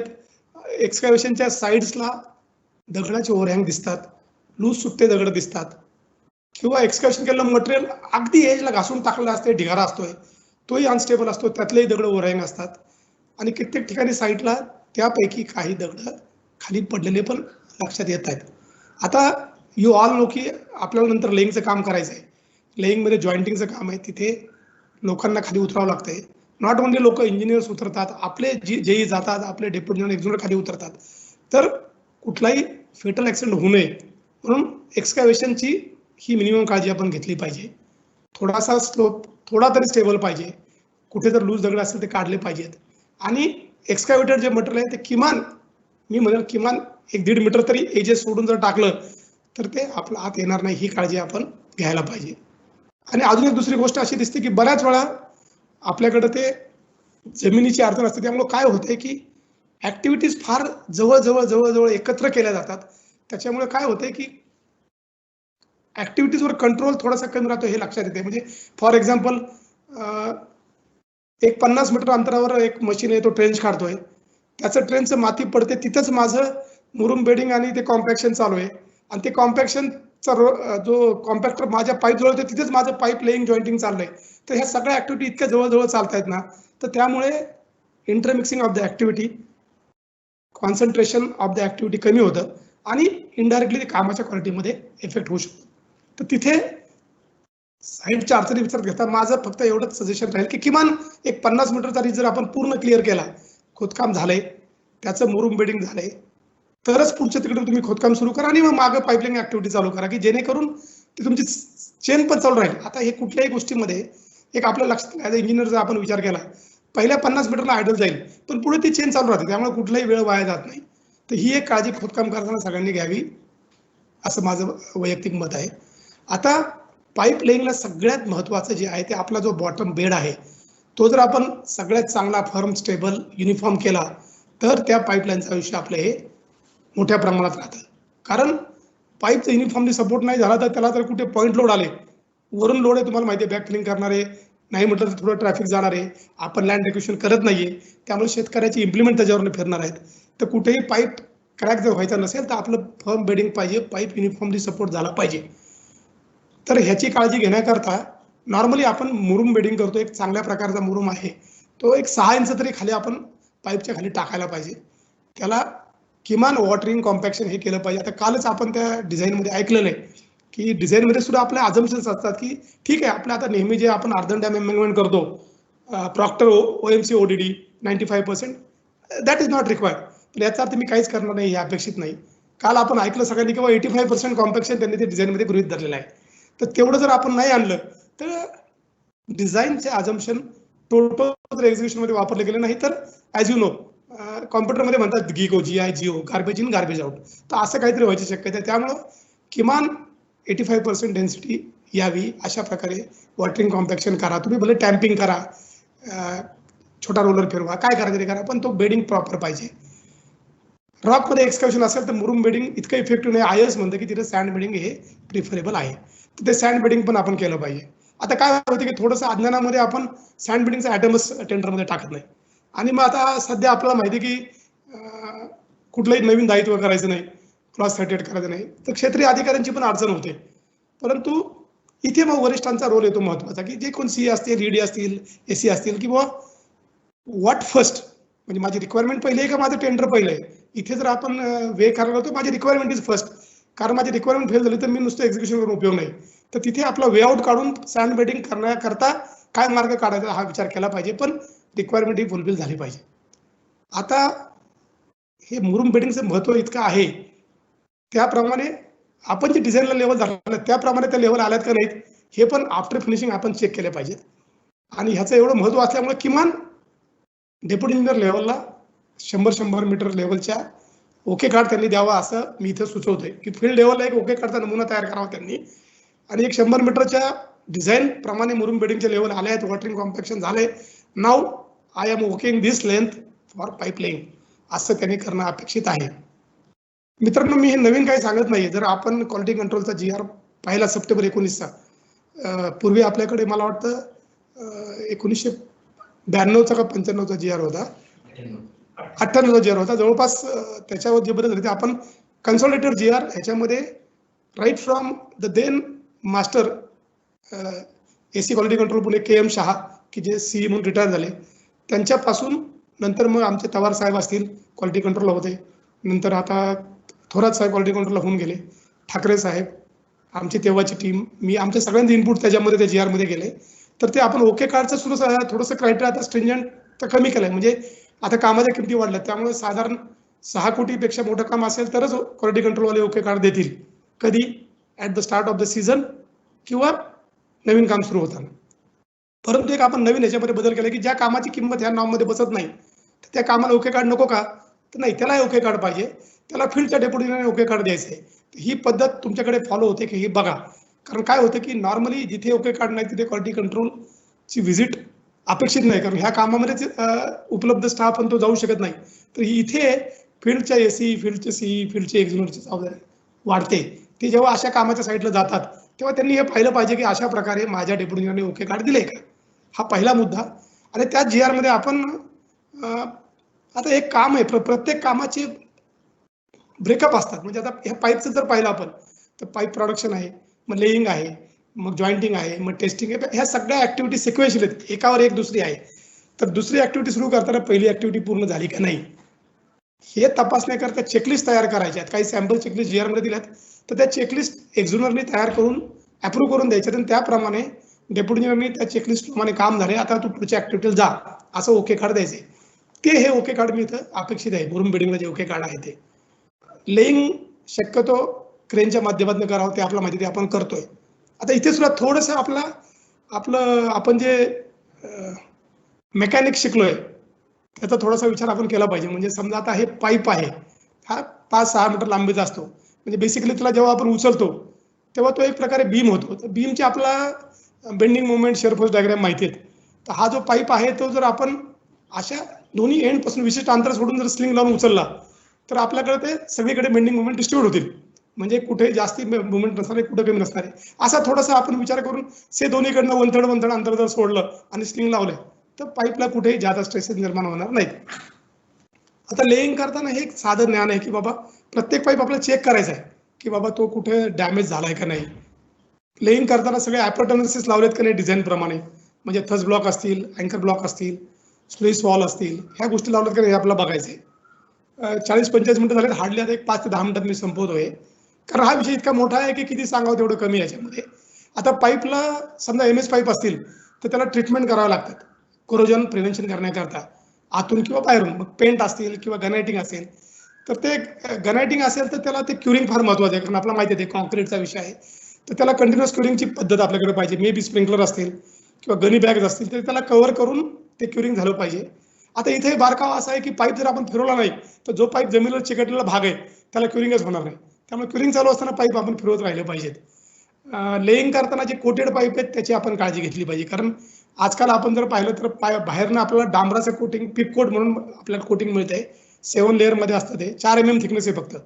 तर त्याचं जर आपण ट्रान्सपोर्टेशनला जर ते कोटिंग खराब झालं तर कोरोजन प्रिव्हेन्शनच होणार नाही, ह्याची आपण काळजी घेतली पाहिजे.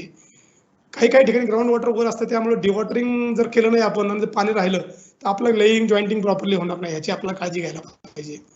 आता ही पाईपलाईन बुजवल्यानंतर आपल्याला जेव्हा मेंटेनन्स करायचं आहे तेव्हा पाईपलाईन आपल्याला लोकेट पण झाली पाहिजे, कारण आपण लँड ॲक्विजिशन करणार नाही. किती जरी आपण परमनंट मार्कर केले, दगड फिक्स केले तरी ते शेतकरी ठेवतील याची काही गॅरंटी नाही. त्यामुळे सिंपल 1-2 गोष्टी मी तर सजेस्ट करतोय की पाईपच्या टॉपला जर आपण मेटल मार्कर काहीतरी लावला तर तो आपला इलेक्ट्रॉनिकली लोकेट करता येईल फील्डमध्ये की नक्की कुठं माझी पाईपलाईन आहे.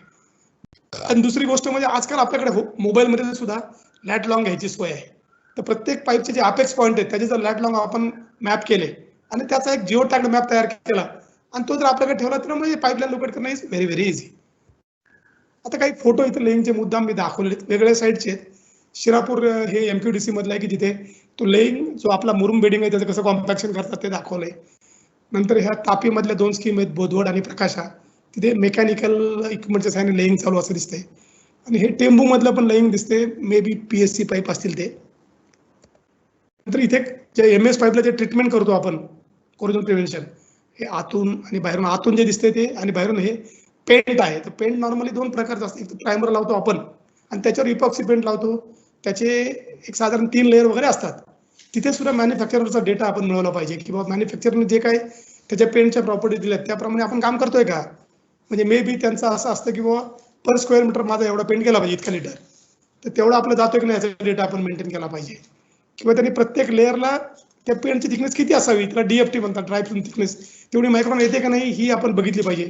त्याच्याकरता छोटे छोटे मीटर्स असतात. हे जे दिसते आता हे आय डोंट नो, हे एल्को मीटर असेल, ते आपल्याला पेंटची थिकनेस मोजता येते. तर ह्या गोष्टी आपण चेक केल्या पाहिजेत. आता इथे हे जे दिसते ते मगा मी म्हटलं की असं आजकाल पाईपला बाहेरून असा हा पिपकोट नावाचा एक लेअर मिळतो, 4 mm थिकनेस आहे याची, त्याच्यात 7 लेयर्स आहेत. पहिला आपण त्याला प्रायमर लावतो, तो पाईप गरम करतो आणि त्याला असा हाताने असा तो प्रेस करत जातो. इथे सुद्धा कसं आहे की हे जर युनिफॉर्मली आपल्या नाही झाला, त्यात कुठं एअर राहिली, बबल राहिली किंवा कुठं थोडा गॅप राहिला ओव्हरलॅपमध्ये, तर तुमचं कोरोजन प्रिव्हेन्शन इफेक्टिव्ह होणार नाही. आता इकडे हे आपण पाहतोय ते आपले विदर्भातले डोंगरगाव, थानेगाव LIS आहे. क्युरिंग प्रॉपरली होते, गॅरेटिंगचे आपल्याला दिसते, पाईप कव्हर केले, स्प्रिंकलर चालू आहे. मुद्दाम हे साईडचे फोटो तुम्हाला दाखवते की बाबा आपल्याकडे सगळीकडे चांगल्या प्रकारे काळजी घेऊन आपण काम करतोय. पुढची ऍक्टिव्हिटी असते पाईप जॉईंटिंगची. इथे काय फार जास्ती चर्चा करायची गरज नाही. प्रत्येक प्रकारच्या पाईप करता जॉईंटिंग पद्धत वेगळी IS मध्ये ते दिलेलं आहे. बेसिकली जॉईंटचा पर्पज आपल्याला माहिती पाहिजे. तो काय आहे की त्या जॉईंटमधून लिकेज नाही झाला पाहिजे आणि तो जॉईंट सुद्धा आपलं जे मॅक्सिमम डिझाईन प्रेशर आहे त्याला तो विथस्टँड झाला पाहिजे. एवढ्या 2 रिक्वायरमेंट आहेत. आता बऱ्याच ठिकाणी आपण वेल्डिंग वापरतो. आता वेल्डिंगला सुद्धा कसं आहे की वेल्डर जर इफिशियंट नसेल तर वेल्डिंग चांगलं होणार नाही. त्यामुळे तो वेल्डर इफिशियंट आहे की नाही ह्याची पहिली तपासणी आपण काम सुरू करताना केली पाहिजे. म्हणजे साईडला सॅम्पल पाईप बाजूला ठेवून जो वेल्डर प्रत्यक्ष काम करणार त्याची आपण टेस्ट घ्यावी, त्यांनी वेल्डिंग करावं, त्याचे वेल्डिंग जॉईंटचे टेस्ट घ्यावेत. मग मे बी अल्ट्रासोनिक असेल, रेडिओग्राफिक असेल आणि त्याच्यामध्ये तो 100% पास होत असेल तरच त्या वेल्डरकडून आपण काम करून घ्यावं. आणि जिथे मोठ्या पिरियडमध्ये काम चालतं, वर्षभर चालतं समजा, तर तिथे तुम्ही दर 6 महिन्यांनी त्याची परत इफिशियन्सी टेस्ट केली पाहिजे. ह्या वेगवेगळ्या टेस्ट आहेत, त्यामुळे ह्या तुम्ही IS वाचून बघू शकता प्रत्येक पाईपच्या. आता HDPEला आपलं फ्युजन वेल्डिंग म्हणजे पाईप गरम करतो आणि एकमेकाला चिकटवतो आपण ते. नंतर हे जर PSC पाईप पाहिले आपण, तर PSC पाईपमध्ये सॉकेट आणि स्पिकॉट असते, त्याला आपण ती रबर गास्केट रिंग लावतो ती आणि सोप सोल्युशन लावून ते पाईप एकमेकांमध्ये ढकलतो. त्याच्यामध्ये तुम्हाला माहिती असेल की त्या याच्यामध्ये मार्किंग केलेलं असते, म्हणजे पाईप किती आत गेला पाहिजे. त्या मार्किंग पर्यंत पाईप आत गेला तर जॉईंट प्रॉपर झाला हे आपल्या लक्षात येईल. आता PCCP BWSC मध्ये बेसिकली ते पाईप जॉईंटची इथं टायपर लावली जाते. पुढे स्केच आहे त्याची, स्केच बघूया आपल्याला जास्त क्लिअर होईल. तर हे टेंबू स्कीमचे प्रत्यक्ष फोटो आहेत. पहिल्या याच्यामध्ये तुम्हाला दिसेल की हा जो पाईप आहे त्याला मी तुम्हाला सांगितलं आतनं स्टील रिंग असते, तर त्या स्टील रिंगचं इथं वेल्डिंग केलं जाते बाहेरून. हे वेल्डिंग पूर्ण झालं की हा जो जॉईंटचा भाग आहे तिथे हा एक कापड आहे, याला डायपर म्हणतात, हे पूर्ण पाईपच्या कडेने असं लावलं जातं. नंतर त्याला थोडंसं इथं ओपन केलं जातं आणि इथं रिच सिमेंट मॉर्टर आपण इथून भरतो याच्यामध्ये आणि नंतर हे डायपर इथेच राहत आहे. म्हणजे अशा प्रकारे हा जॉईंट ट्रीटमेंट केलं जातं. पाईप जर साईज मोठी असेल जिथे माणूस आत जाऊ शकतो 900 mm 1000 mm, तर तिथे अशा प्रकारचा गॅप आत नाही राहायची शक्यता आहे. तिथे ट्रीटमेंट नाही केली तर हरकत नाही, परंतु तुम्हाला माहिती आहे की जिथे चेंज इन क्रॉस सेक्शन तिथे आपला एन मार खाणार आहे.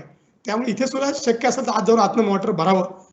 नॉर्मली थोडंसं भरणं अवघड आहे, पण it is expected as far as IS किंवा मॅन्युफॅक्चर इज कन्सर्न.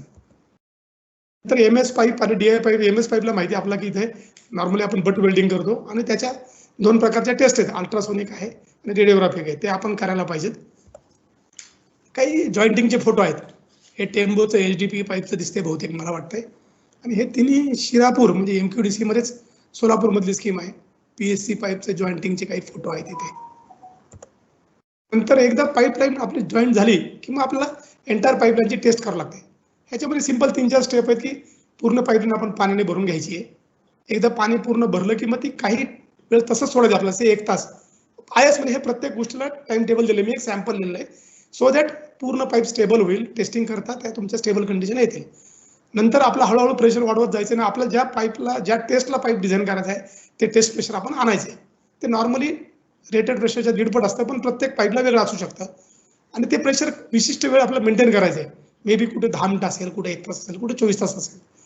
आणि ह्यात बघायचं आहे काय, तर शक्यतो लिकेज नाही झालं पाहिजे, प्रेशर ड्रॉप नाही झाला पाहिजे, किंवा होत असेल तर तो परमिसिबल लिमिटमध्ये आहे का नाही हे बघायचं आहे. एक उदाहरण मी तर लिहिलंय की MS पाईप असेल त्याला तो IS काय म्हणतो की बाबा ॲक्सेप्टेबल लिकेज किती आहे, तर 0.1 litre per millimetre of pipe dia per kilometre of pipeline per day for each 30 metre head. हे आपल्या गोष्टी बघायच्या आहेत. ह्याच्यामध्ये जर ते विदिन परमिसिबल लिमिटमध्ये नसेल तर तुम्हाला त्या लिकेजचं उत्तर शोधून काढलं पाहिजे, म्हणजे जॉईंटमधनं लिकेज आहे का कुठे पाईपच फॉल्ट आहे, आणि त्याला रेमेडियल मेजर्स घ्यायच्यात आणि पुन्हा तो आपल्याला रिटेस्ट करायचा आहे. जोपर्यंत टेस्ट सॅटिस्फॅक्टरी होत नाही तोपर्यंत तुम्हाला पुढे जायचं नाहीये. आता जर समजा किलोमीटर टुगेदर पाईपलाईन आहे तुमची 5 किलोमीटर 10 किलोमीटर, तर IS असं म्हणतं की ते तुम्ही रिचेसमध्ये करा. का एकदम 10 किलोमीटर तुम्ही केली तर तुम्हाला ते एक तर पाणी पण भरपूर लागेल, प्लस ते लिकेज कुठे हे कळणार नाही. तर तुम्ही रिच वाईज ते टेस्टिंग करा 1-1 किलोमीटर. ती सगळी सक्सेस झाल्यावर पुन्हा एंटायर लांबीची टेस्ट करणं अपेक्षित आहे, कारण तुम्ही एकदा सिस्टीम कमिशन केली की तुम्हाला देर इज नो रेमेडी. त्यामुळे पूर्ण ह्याची पण तुम्ही टेस्टिंग करणं अपेक्षित आहे IS मध्ये. काही इतर हायड्रोलिक टेस्टिंगचे फोटो आहेत. हे बोदवड म्हणजे तापीतली स्कीम आहे. हे फॅक्टरीमधलं टेस्टिंग आहे, पाईप हायड्रोलिक टेस्टिंगचे दिसत आहेत. आणि हे टेम्बूमध्ये इन सिटू पाईप जॉईंट झालं जे टेस्टिंग आहे, जे आपले लोक आहेत मीटरचे फोटो घेत आहेत, हे प्रेशर दिसते आपल्याला. These are some live photos, म्हणजे आपला आयडिया यावी वगैरे. सगळ्यात शेवटची आपली ऍक्टिव्हिटी असते ती हे सगळं ओके झाले की आता बॅक फिलिंग आहे. आता मी तुम्हाला मागा म्हटलं मुरुम बेडिंग जसं महत्वाचं आहे तितकंच बॅक फिलिंग हे त्याच्यापेक्षा जास्त महत्वाचं असं मी म्हणेल. आपल्या लोकांची टेंडन्सी काय होते की जे एक्सकॅव्हेटेड मटेरियल ते ढकलून टाकायचं पाईपवर, विषय संपला. सो इज नॉट द केस. तुम्ही जर IS पाहिले तर जो पाईप आहे प्रॉपर, पाईपचा बॉटम, सभोवताल आणि पाईपच्या डोक्यावर किमान 1 फूट हा जो आहे तो त्या पाईपचा आत्मा आहे. इथलं बॅक फिलिंग हे प्रॉपर केअर घेऊन with proper quality of material, may be normally मुरुम, वेल ग्रॅव्हल की ज्याच्यामध्ये व्हेजिटेबल मॅटर नाही, बोल्डर्स नाही, रूट नाही, असं पाहिजे. दोन्ही बाजूला युनिफॉर्मली बॅक फिलिंग करत गेलं पाहिजे, म्हणजे जेणेकरून अनेक लोड होणार नाही. 15-15 सेंटीमीटरच्या एअर्समध्ये ते वॉटरिंग कॉम्पॅक्शन करत करत पाईप टॉपच्या 15 सेंटीमीटरला आपण एकदा आलो की वी आर सेफ. नंतर त्याच्यावरचं बॅक फिलिंग तुम्ही तुमचं ऑर्डिनरी फिल आहे एक्सकॅव्हेटेड मटेरियल ते टाकून विथ लिटल कॉम्पॅक्शन, मग तिथे थोडी काळजी कमी घेतली तरी चालते. परंतु पाईपचा भोवतालचा भाग जर काळजी करून केलं नाही तर तुमच्या पाईपलाईनचं आयुष्य अडचणीमध्ये येऊ शकतं, हे सांगायची काही वेगळी गरज नाहीये. आता इथे बऱ्याच वेळा साईडला असं सांगितलं होतं की साहेब आमच्या टेंडरमध्ये सगळे अवेलेबल बॅकफिल्स आम्ही धरले. पुन्हा तोच बघायचा प्रश्न की what is first, requirement first और टेंडर फर्स्ट. तर इथेही नवीन लोक ज्यांना टेंडर करायचे त्यांनी स्पेसिफिकेशन करताना काही असं बॉरोमीटरचा आयटम ठेवावा, सँड बेडिंगचा आयटम ठेवावा की जेणेकरून भले तो एक्झिक्यूट नाही होणार पण गरज पडली तर आपल्याला हे कामाला येईल. म्हणजे आता हे आपलं PDN सिस्टीमचं पूर्ण झालं. आता शेवटचे 2 स्लाइड्स आहेत की ज्याच्यामध्ये कॉन्ट्रॅक्ट मॅनेजमेंटच्या दृष्टीने पेमेंट शेड्यूल आपलं कसं असलं पाहिजे आणि O&M कसं असलं पाहिजे हे GR मधलं हे थोडक्यात मांडण्याचा मी प्रयत्न केलाय. पूर्वीचे आपले अनुभव असेल की नॉर्मली अशा कामामध्ये 70 ते 80% पार्ट हा सप्लायचा असतो. तर सप्लाय झालं आपण पेमेंट केलं तर मग अडचण येऊ शकते. त्यामुळे पेमेंटचं शासनाने असं अपेक्षित आहे की एक WAचा एरिया आहे, समजा 500 हेक्टर असेल तर ते आपलं युनिट राहील. त्या युनिटमधलं पाईप सप्लाय, लेईंग, लेवरिंग, जॉईंटिंग सगळं झाल्याशिवाय आपण पाईपचं पेमेंट रिलीज करायचं नाही. ही ऍक्टिव्हिटी पूर्ण झाली की 80% ऑफ द पेमेंट आपण रिलीज करायचं आहे. नंतर त्या WA एरियामधली पूर्ण हायड्रॉलिक टेस्टिंग घ्यायची, ती सॅटिस्फॅक्टरी झाली, बॅकफिलिंग झालं की मग 10% पेमेंट करायचं, म्हणजे 90% झालं. आणि उरलेलं 10% जे आहे ते आपलं रिटेन्शन मनी आहे थोडक्यात. जे पूर्वी आपलं टेंडर पूर्ण झालं आपण म्हणायचो डिफेक्ट लायबिलिटी पिरियड, तसंच इथे सुद्धा शासनाने 5 वर्षाचा डिफेक्ट लायबिलिटी पिरियड ठेवलेला आहे.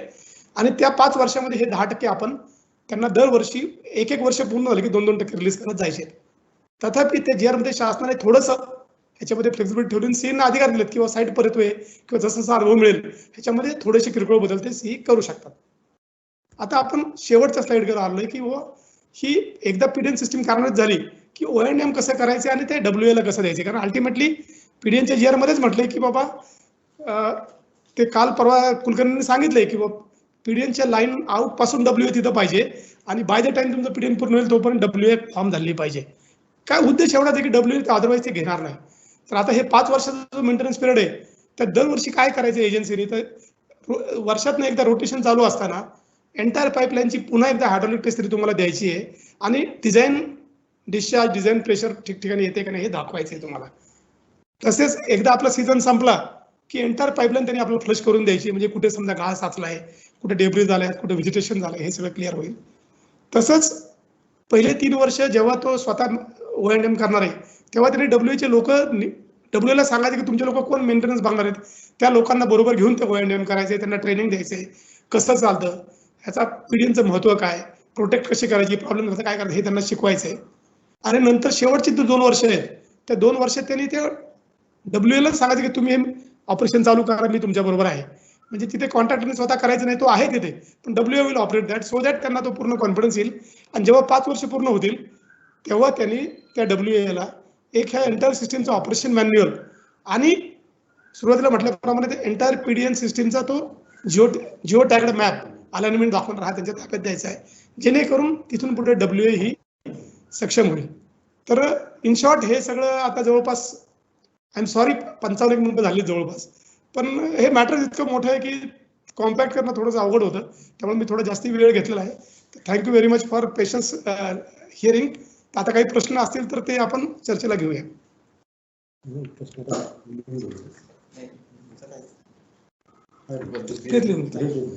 काही प्रश्न आलेले दिसत आहेत, ते वन बाय वन मी प्रश्न वाचतो आणि त्याचं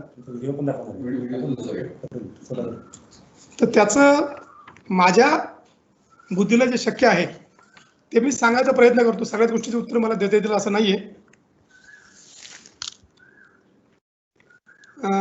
सुर्वे साहेबांचा प्रश्न आहे की GRP pipes where it is possible to use आणि इट्स स्पेसिफिकेशन.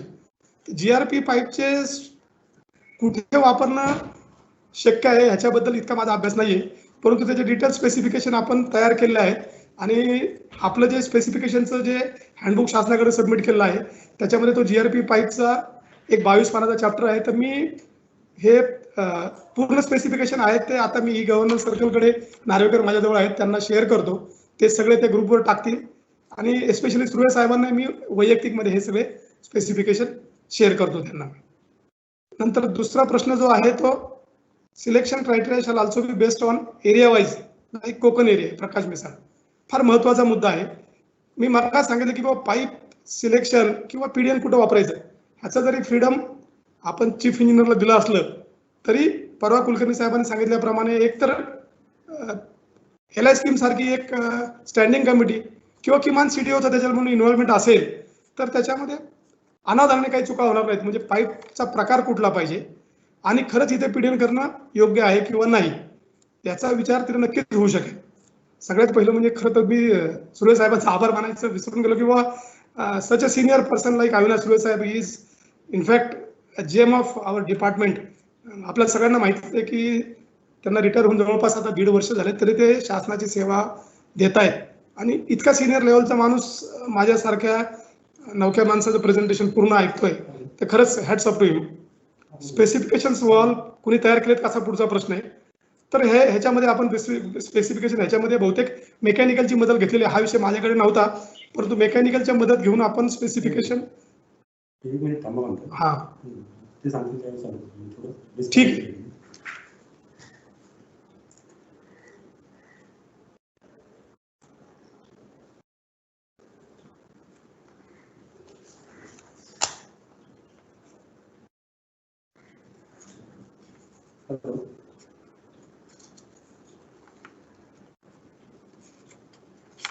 शेवटी व्हिडिओ ऑन केला होता. हा त्याचं थोडंसं ओके ठीक आहे परत चालू करू आपण.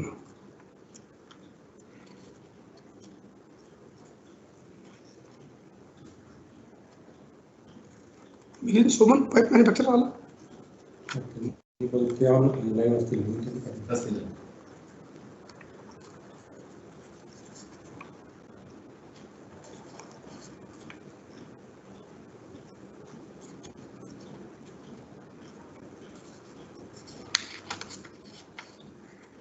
व्हिडिओमध्ये लोकांना व्हिडिओ दिसणार का? त्यांनी चालू केला. लोकांना हो. त्यांना किमान सांगावं लागेल की कनेक्ट करतोय आपण लोकांना त्याचं.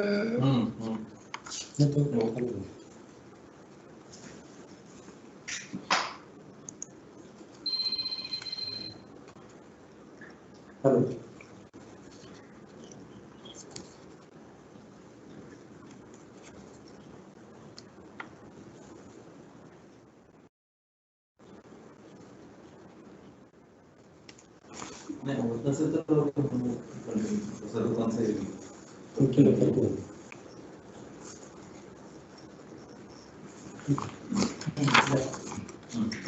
इथे आहे.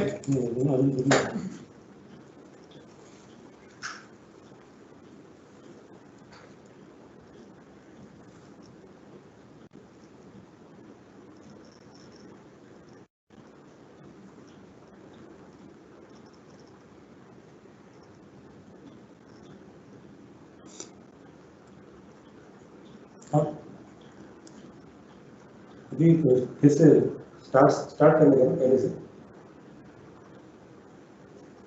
हाँ सर परत ठीक आहे. पहिलं ऑन आहे स्पीकर. फक्त बोला. Sorry for the interruption. मी आता ई गव्हर्नन्स सर्कलमध्येच बसलोय. पुन्हा एकदा आपण नार्वेकर साहेब जे ई गव्हर्नन्स सर्कल आहेत हॅट्सअप टू हिम आणि कौतुक त्यांचं करूया. आज एक त्यांनी अजून इम्प्रूव्हमेंट केली याच्यामध्ये की आता क्वेश्चन आन्सर सेशनला मी बहुतेक तुम्हाला सगळ्यांना लाईव्ह दिसतोय. This is improvement over yesterday's thing. Thanks to him. पुन्हा एकदा आपण जे प्रश्न आहेत त्याला नव्याने सुरुवात करूया. मग म्हटल्याप्रमाणे पहिलाच प्रश्न आपले ईडी व्हीआयडी अविनाश सुर्वे साहेब यांचा आहे. त्यांचं खरंच कौतुक करावं तेवढं कमी आहे की सच अ सिनियर पर्सन, प्रचंड मोठा अनुभव PDN नेटवर्क आणि सर्व कामामध्ये आहे. शासनामध्ये तसं म्हटलं तर सेवानिवृत्त होऊन जवळपास 1.5 वर्ष झालेत, परंतु अजूनही ते तेवढ्याच उमेदीने शासनाचं काम करतायत आणि VIDCचा गाडा त्यांनी जागेवर आणलाय. तर त्यांनी GRP पाईपच्या स्पेसिफिकेशन बद्दल प्रश्न विचारला आणि त्याच्या वापराबद्दल विचारलेला आहे. तर GRPचे स्पेसिफिकेशन्स आपण तयार केलेले आहेत, जवळपास 20-22 पानी आहेत आणि ते आपण ह्या ड्राफ्ट हँडबुकमध्ये इन्क्लूड केलेत. परंतु तूर्त सगळ्यांच्या माहितीकरता सगळ्या पाईपचे जे स्पेसिफिकेशन आहेत त्याची सॉफ्ट कॉपी मी ई गव्हर्नन्समध्ये देतो आणि ते त्यांच्या त्या ग्रुपवरती शेअर करतो, ती सगळ्यांना मिळेल. आणि सुरेश साहेबांना मी पर्सनली ती स्पेसिफिकेशनची कॉपी पाठवतो. प्रत्यक्ष GRP पाईपचे अजून वापर आपल्याकडे झालेला नाही आहे, त्यामुळे त्याच्याबद्दल जास्ती माहिती मला नाही आहे, म्हणजे टू बी व्हेरी ऑनेस्ट. त्यामुळे ते कुठं वापरले पाहिजे ह्याच्याबद्दल I am not the authority to talk नाव.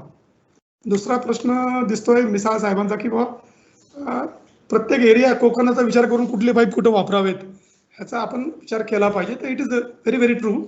कारण मी सुरुवातीला सांगितलं की शासनाने PDN कुठे वापरावं आणि कुठल्या प्रकारचे पाईप वापरावे ह्याचं फ्रीडम क्षेत्रीय मुख्य अभियंत्यांना दिले. परंतु त्याच्यामध्ये बरेच क्रायटेरिया आहेत हे आपण पाहिलेत. त्याच्यामध्ये लाईफ सायकल अनालिसिस आहे, लेआउटमध्ये गोष्टी आहेत. तर ह्या सगळ्या गोष्टी ठरवण्यापूर्वी जर फील्ड चीफ इंजिनियरने CDOचा सल्ला घेतला तर नक्कीच चांगलं होईल. परंतु सध्याच्या GR प्रमाणे ते अपेक्षित नाही हे आपल्याला माहिती आहे. तर तेवढा जर शासनाने बदल केला तर नक्कीच ह्या मुद्द्यावर, कारण कसं आहे की फील्ड चीफ इंजिनियरकडे ज्ञान नाही हा मुद्दा माझा बिलकुल नाही आहे, परंतु ते त्यांच्या कामामध्ये सगळ्याच गोष्टी पाहण्यामध्ये त्यांना वेळ देणं शक्य होत नाही. तर एक CDO सारखी संस्थाने जर त्याच्यामध्ये लक्ष घातलं, त्यांच्याकडे रोजचा अभ्यास आहे, बऱ्याच प्रकल्पाच्या गोष्टी त्यांच्या पुढे असतात, तर त्याच्यामुळे त्यांची नक्कीच मदत होईल. नंतर पुढचा प्रश्न असा दिसतोय की वॉलचे स्पेसिफिकेशन कुणी तयार केलेत का? आता खरं तर माझ्याकडे फक्त पाईप स्पेसिफिकेशनचा विषय होता, परंतु वॉलबद्दल मला असं वाटतं की काही स्पेसिफिकेशन आपले जे मेंबर सेक्रेटरी आहेत CDO मी त्यांच्या वतीने SN कुलकर्णी SC जे आहे त्यांनी गोळा केले, तर काही पार्ट आपण हँडबुकमध्ये तो इन्क्लूड केला आहे असं मला वाटतंय.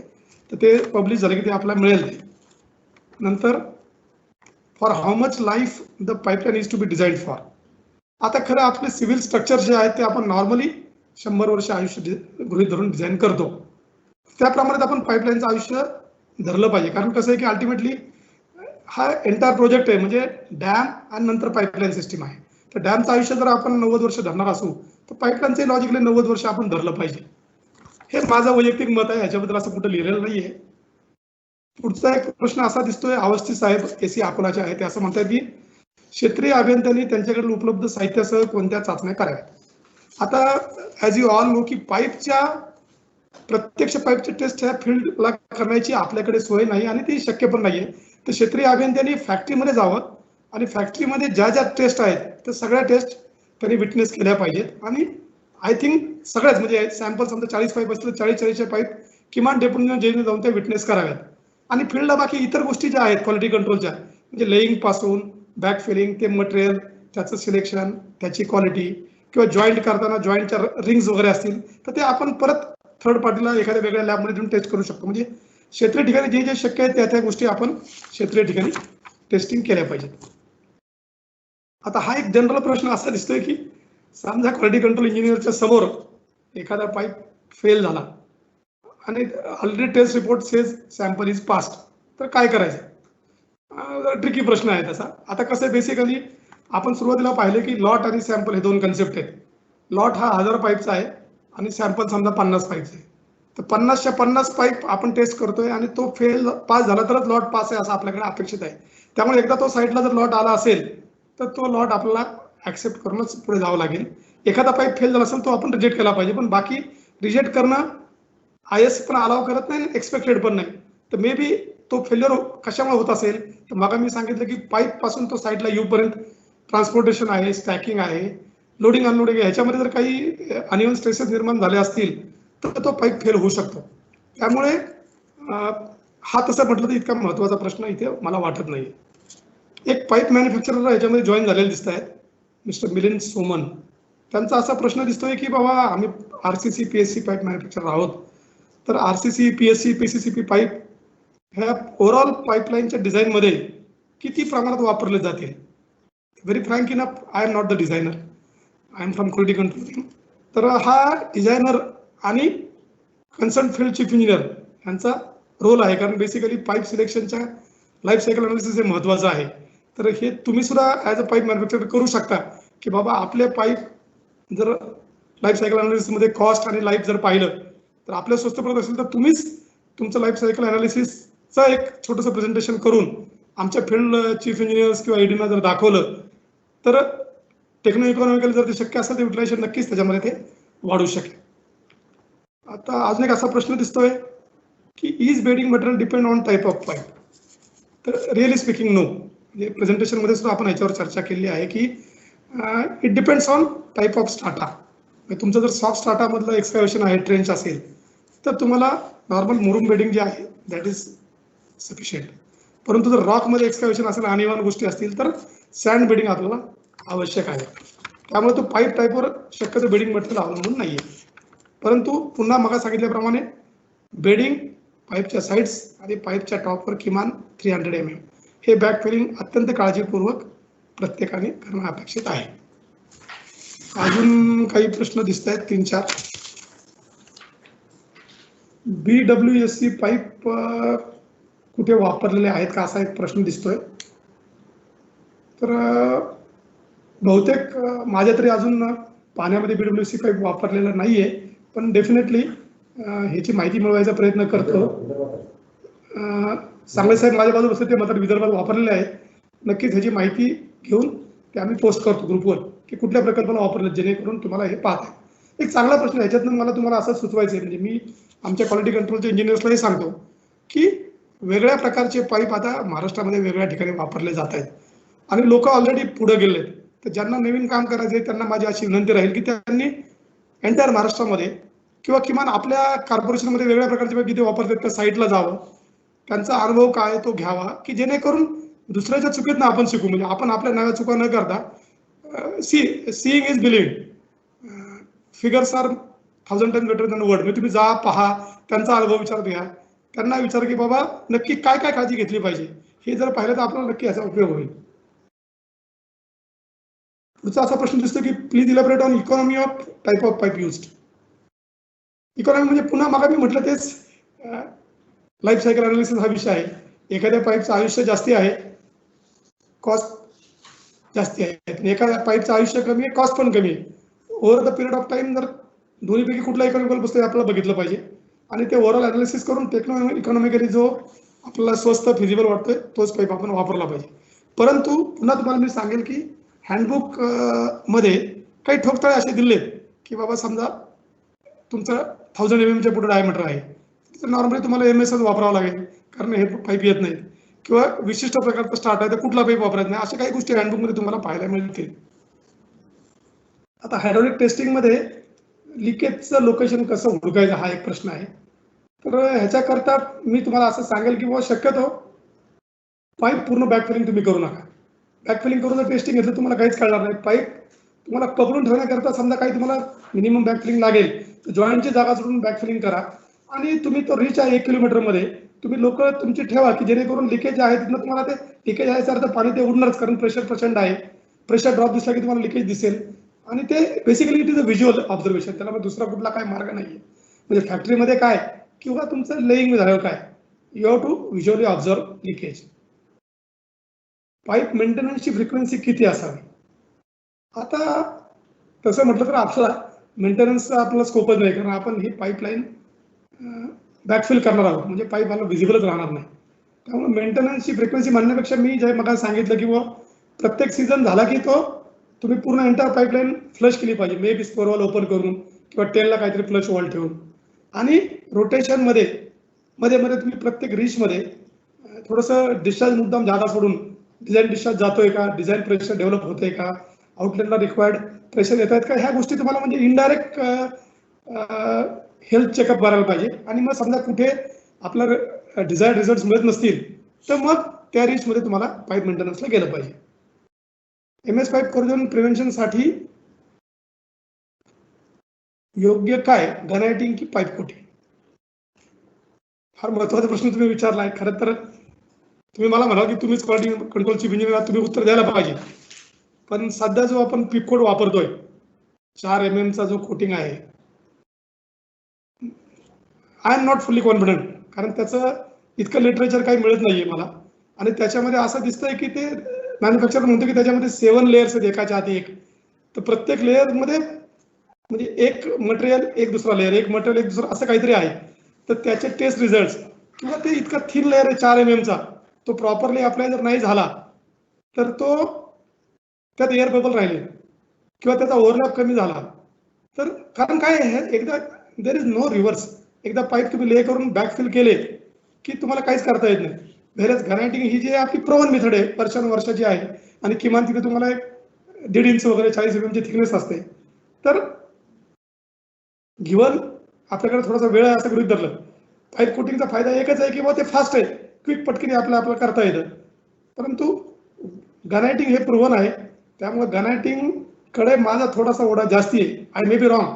पाईप कोटिंग आता लेटेस्ट टेक्नॉलॉजी आपण अडॉप्ट केल्याच पाहिजेत, परंतु त्याचं अजून तितकं लिटरेचर किंवा तितका अभ्यास अजून क्षेत्रीय अभियंत्यांचा पण बहुतेक झाला नाही असं मला वाटतं, आणि माझाही नाही. आम्ही प्रयत्न करतोय, कुणाकडे जर ह्याच्याबद्दल डिटेल काही डेटा असेल तर कृपया तो त्यांनी ई-गव्हर्नन्स सर्कलला उपलब्ध करून जातो, त्या माध्यमातून आपण ह्याच्यावर अजून अभ्यास करू. पण हा चांगला प्रश्न आहे की गनायटिंग का पाईप कोटिंग. पाईप कोटिंग करायचंच असेल तर पूर्ण प्रिकॉशन, म्हणजे ते प्रायमर प्रॉपर झालाय का नाही, तो त्याला जो पाईप कोटिंगचं मटेरियल लावताना तो पूर्ण पाईपला स्टिक झालाय का नाही, कुठे बबल राहिलेत का नाही, आणि ओव्हरलॅप जो मिनिमम आपल्याला पाहिजे जॉईंटच्या ठिकाणी मे बी 1 फूट तो आलाय का नाही, आणि त्या पाईप कोट मटेरियलच्या फॅक्टरीमध्ये जाऊन त्यांच्याकडनंही त्यांचे अनुभव आपण घेतले पाहिजे की हे पाईप कोटिंग तुम्ही कुठे कुठे वापरलेत. समजा अशी कुठली स्कीम आहे का की जिथे 10 वर्ष झाली वापरली, तिथे जाऊन आपण जर पाहिलं तर थोडा आपला कॉन्फिडन्स वाढेल. तिथे थोडंसं फील्डचं इनपुट जास्ती जायला पाहिजे याच्यामध्ये. काही प्रश्न थांबत नाहीयेत. आता शेवटचे 1-2-3 प्रश्न दिसत आहेत. Is it necessary to have complete PDN design from CDO for DPR? अच्छा, हा प्रश्न खरं तर जुना SCKDC म्हणून मी जेव्हा SLTC होता SLTCचा प्रश्न आहे, परंतु शास्त्र त्याच्यामध्ये उत्तर देऊ शकतात. पण मला नाही वाटत की DPR स्टेजला कम्प्लीट पीडीएनचं डिझाईन अपेक्षित आहे. अल्टिमेटली DPR स्टेजला काय लागतं तर आपला कॉस्ट हा महत्त्वाचा विषय आहे त्याच्यामध्ये. त्यामुळे कॉस्ट जर तुम्ही प्रॉपरली अनालाइज करू शकला एखाद्या पीडीएन सिस्टीमची, की सो दॅट आता परत तो प्रश्न आपल्याकडे आहे की बाबा कॉस्टला प्रॉपर अनालिसिस का पाहिजे. तर जर कॉस्ट काही हिडन राहिला, उद्या कॉस्ट वाढली तर आपला आता जादा खर्च करायला परवानगी नाही. रिवाइज ॲडमिनिस्ट्रेटिव्ह अप्रुव्हल घ्यावं लागतं आणि ती प्रोसेस फार टीडियस आहे. त्यामुळे पीडीएन डिझाईन जर आपल्याला DPR मध्ये घालायचं असेल तर एंटायर डिझाईनची गरज नाही सीडीओकडनं, तुम्ही प्रायव्हेट करून घेऊ शकता. आजकाल बरेच सॉफ्टवेअर्स आहेत, त्या सॉफ्टवेअर तुम्ही वापर करू शकता. एक्सेलमध्ये करता येते, तुम्ही तुमच्या लेवलला करून. ऑफकोर्स परत SLTC काय म्हणणार की ते सीईनी मंजूर केलेलं असलं पाहिजे. तर सीईनी तेवढा he can say that it is approved for DPR purpose असं म्हटलं तरी चालेल. त्या लेवलचं डिझाईन केलं तरी I don't think government will object, म्हणजे but government is the proper authority आहे. परंतु सीडीओच्या डिझाईनची काय आवश्यकता आहे असं मला काय वाटत नाही. सांगले साहेब माझ्या समोर, I think he is also agreeable with me. He is member secretary SMTAC.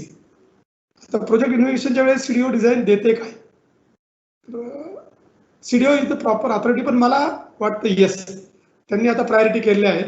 Priority 1, priority 2, priority 3. त्यांच्या डिझाईन प्रोग्राममध्ये ॲडमिनिस्ट्रेटिव्ह अप्रुव्हल करता डिझाईन देणे असा एक कन्सेप्ट आहे.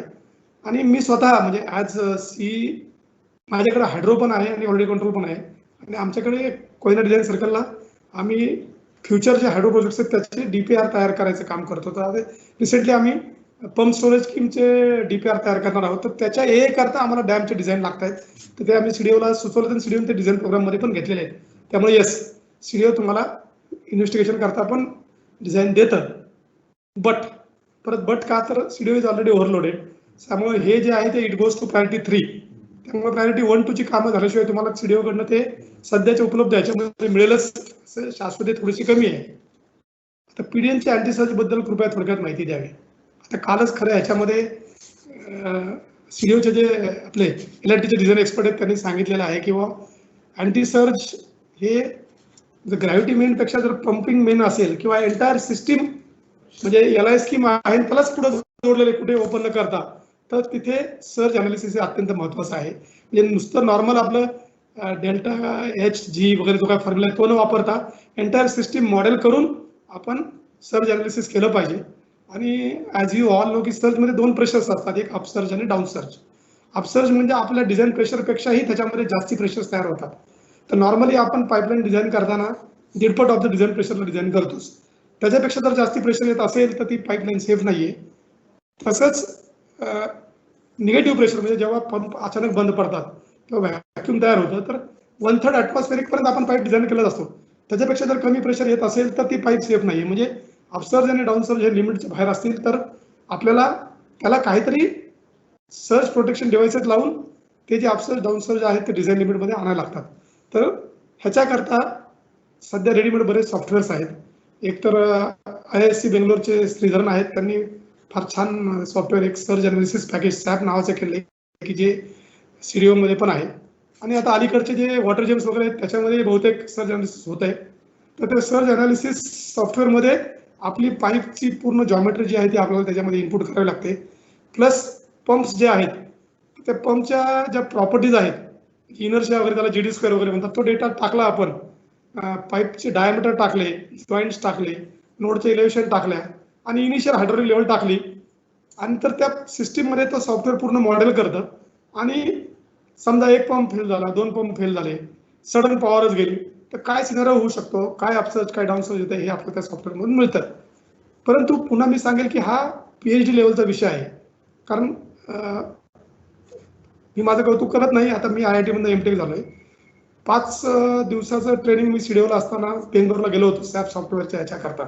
ॲज सीडीओ मेंबर म्हणून MQDCने ते सॉफ्टवेअर परचेस केलं होतं. तर 5 दिवसामध्ये मला फक्त एवढंच कळलं की हा फार घन विषय आहे. त्यामुळे ह्याच्या फार खोलात न जाता सॉफ्टवेअरवर आपण थोडासा विश्वास ठेवून किमान बेसिक गोष्टी अपसर्च काय डाऊन सर्च काय ते ग्राफ अनालिसिस आपल्याला करता येत आहेत का आणि कुठले ट्रीटमेंट लावल्यावर काय येतं ही गोष्ट आपण घ्यावी. परंतु जिथे विदर्भामध्ये थोडं पंपिंग मेन आपण करतोय की बुस्टिंग करून आपण पीडीएन करतो, तिथे सर्च बद्दल काळजी घेणं हे अत्यंत आवश्यक आहे. तर बऱ्याच प्रमाणात इंटरॅक्शन झालं आहे, जवळपास 1 तास 20 मिनिटं आपलं हे चाललंय. बेसिकली त्याला मिस कल्प्रिट आहे, मी 1 तास घेतलाय तुमचा. खरं तर तुम्ही तुमचा वेळ 20 मिनिटं फॉलो केलाय. Sorry for that. I am not at professional की बाबा त्या वेळेमध्येच ते बसून अजून मला जमत नाहीये.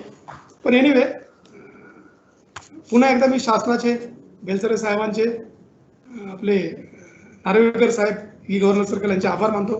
फार चांगली परंपरा सुरू केली आहे. आणि last but not the least, Surve साहेब, our what I can say legend, hats off to him, किंवा स्वतः तुम्ही 1 तास बसून वेळ दिलाय.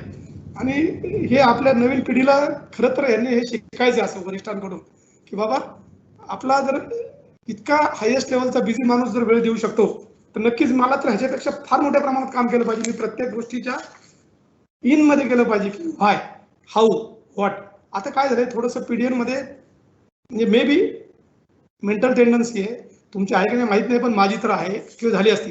आपण काय केले, काही गोष्टी चांगल्या करता केल्यात, पण त्याचा वाईट परिणाम फील्डवर व्हायची शक्यता मला दिसते. की आपण 5 वर्ष डिफेक्ट लायबिलिटी पिरियड टाकलाय, म्हणजे काय झालं की आपण ते इनडायरेक्टली कॉन्ट्रॅक्टरवर 5 वर्षाची जबाबदारी टाकली. त्यामुळे नाही म्हटलं तरी थोडंसं क्षेत्रीय अभियंत्यांचं दुर्लक्ष होतंय असं मला जाणवतंय. सगळ्यांचं नसेल, काही लोकांचं आहे त्याच्यामध्ये, की बाबा काय होतंय, उद्या बिघडलं तो करेलच, पण 5 वर्षानंतर काय.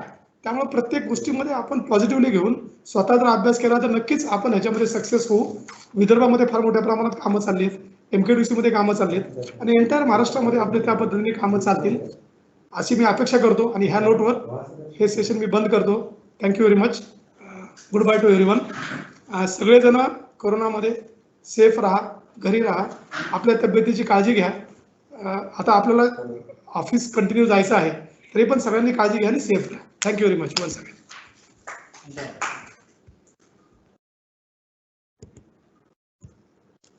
ओके. क्लोज ते करतील का? थँक्यू.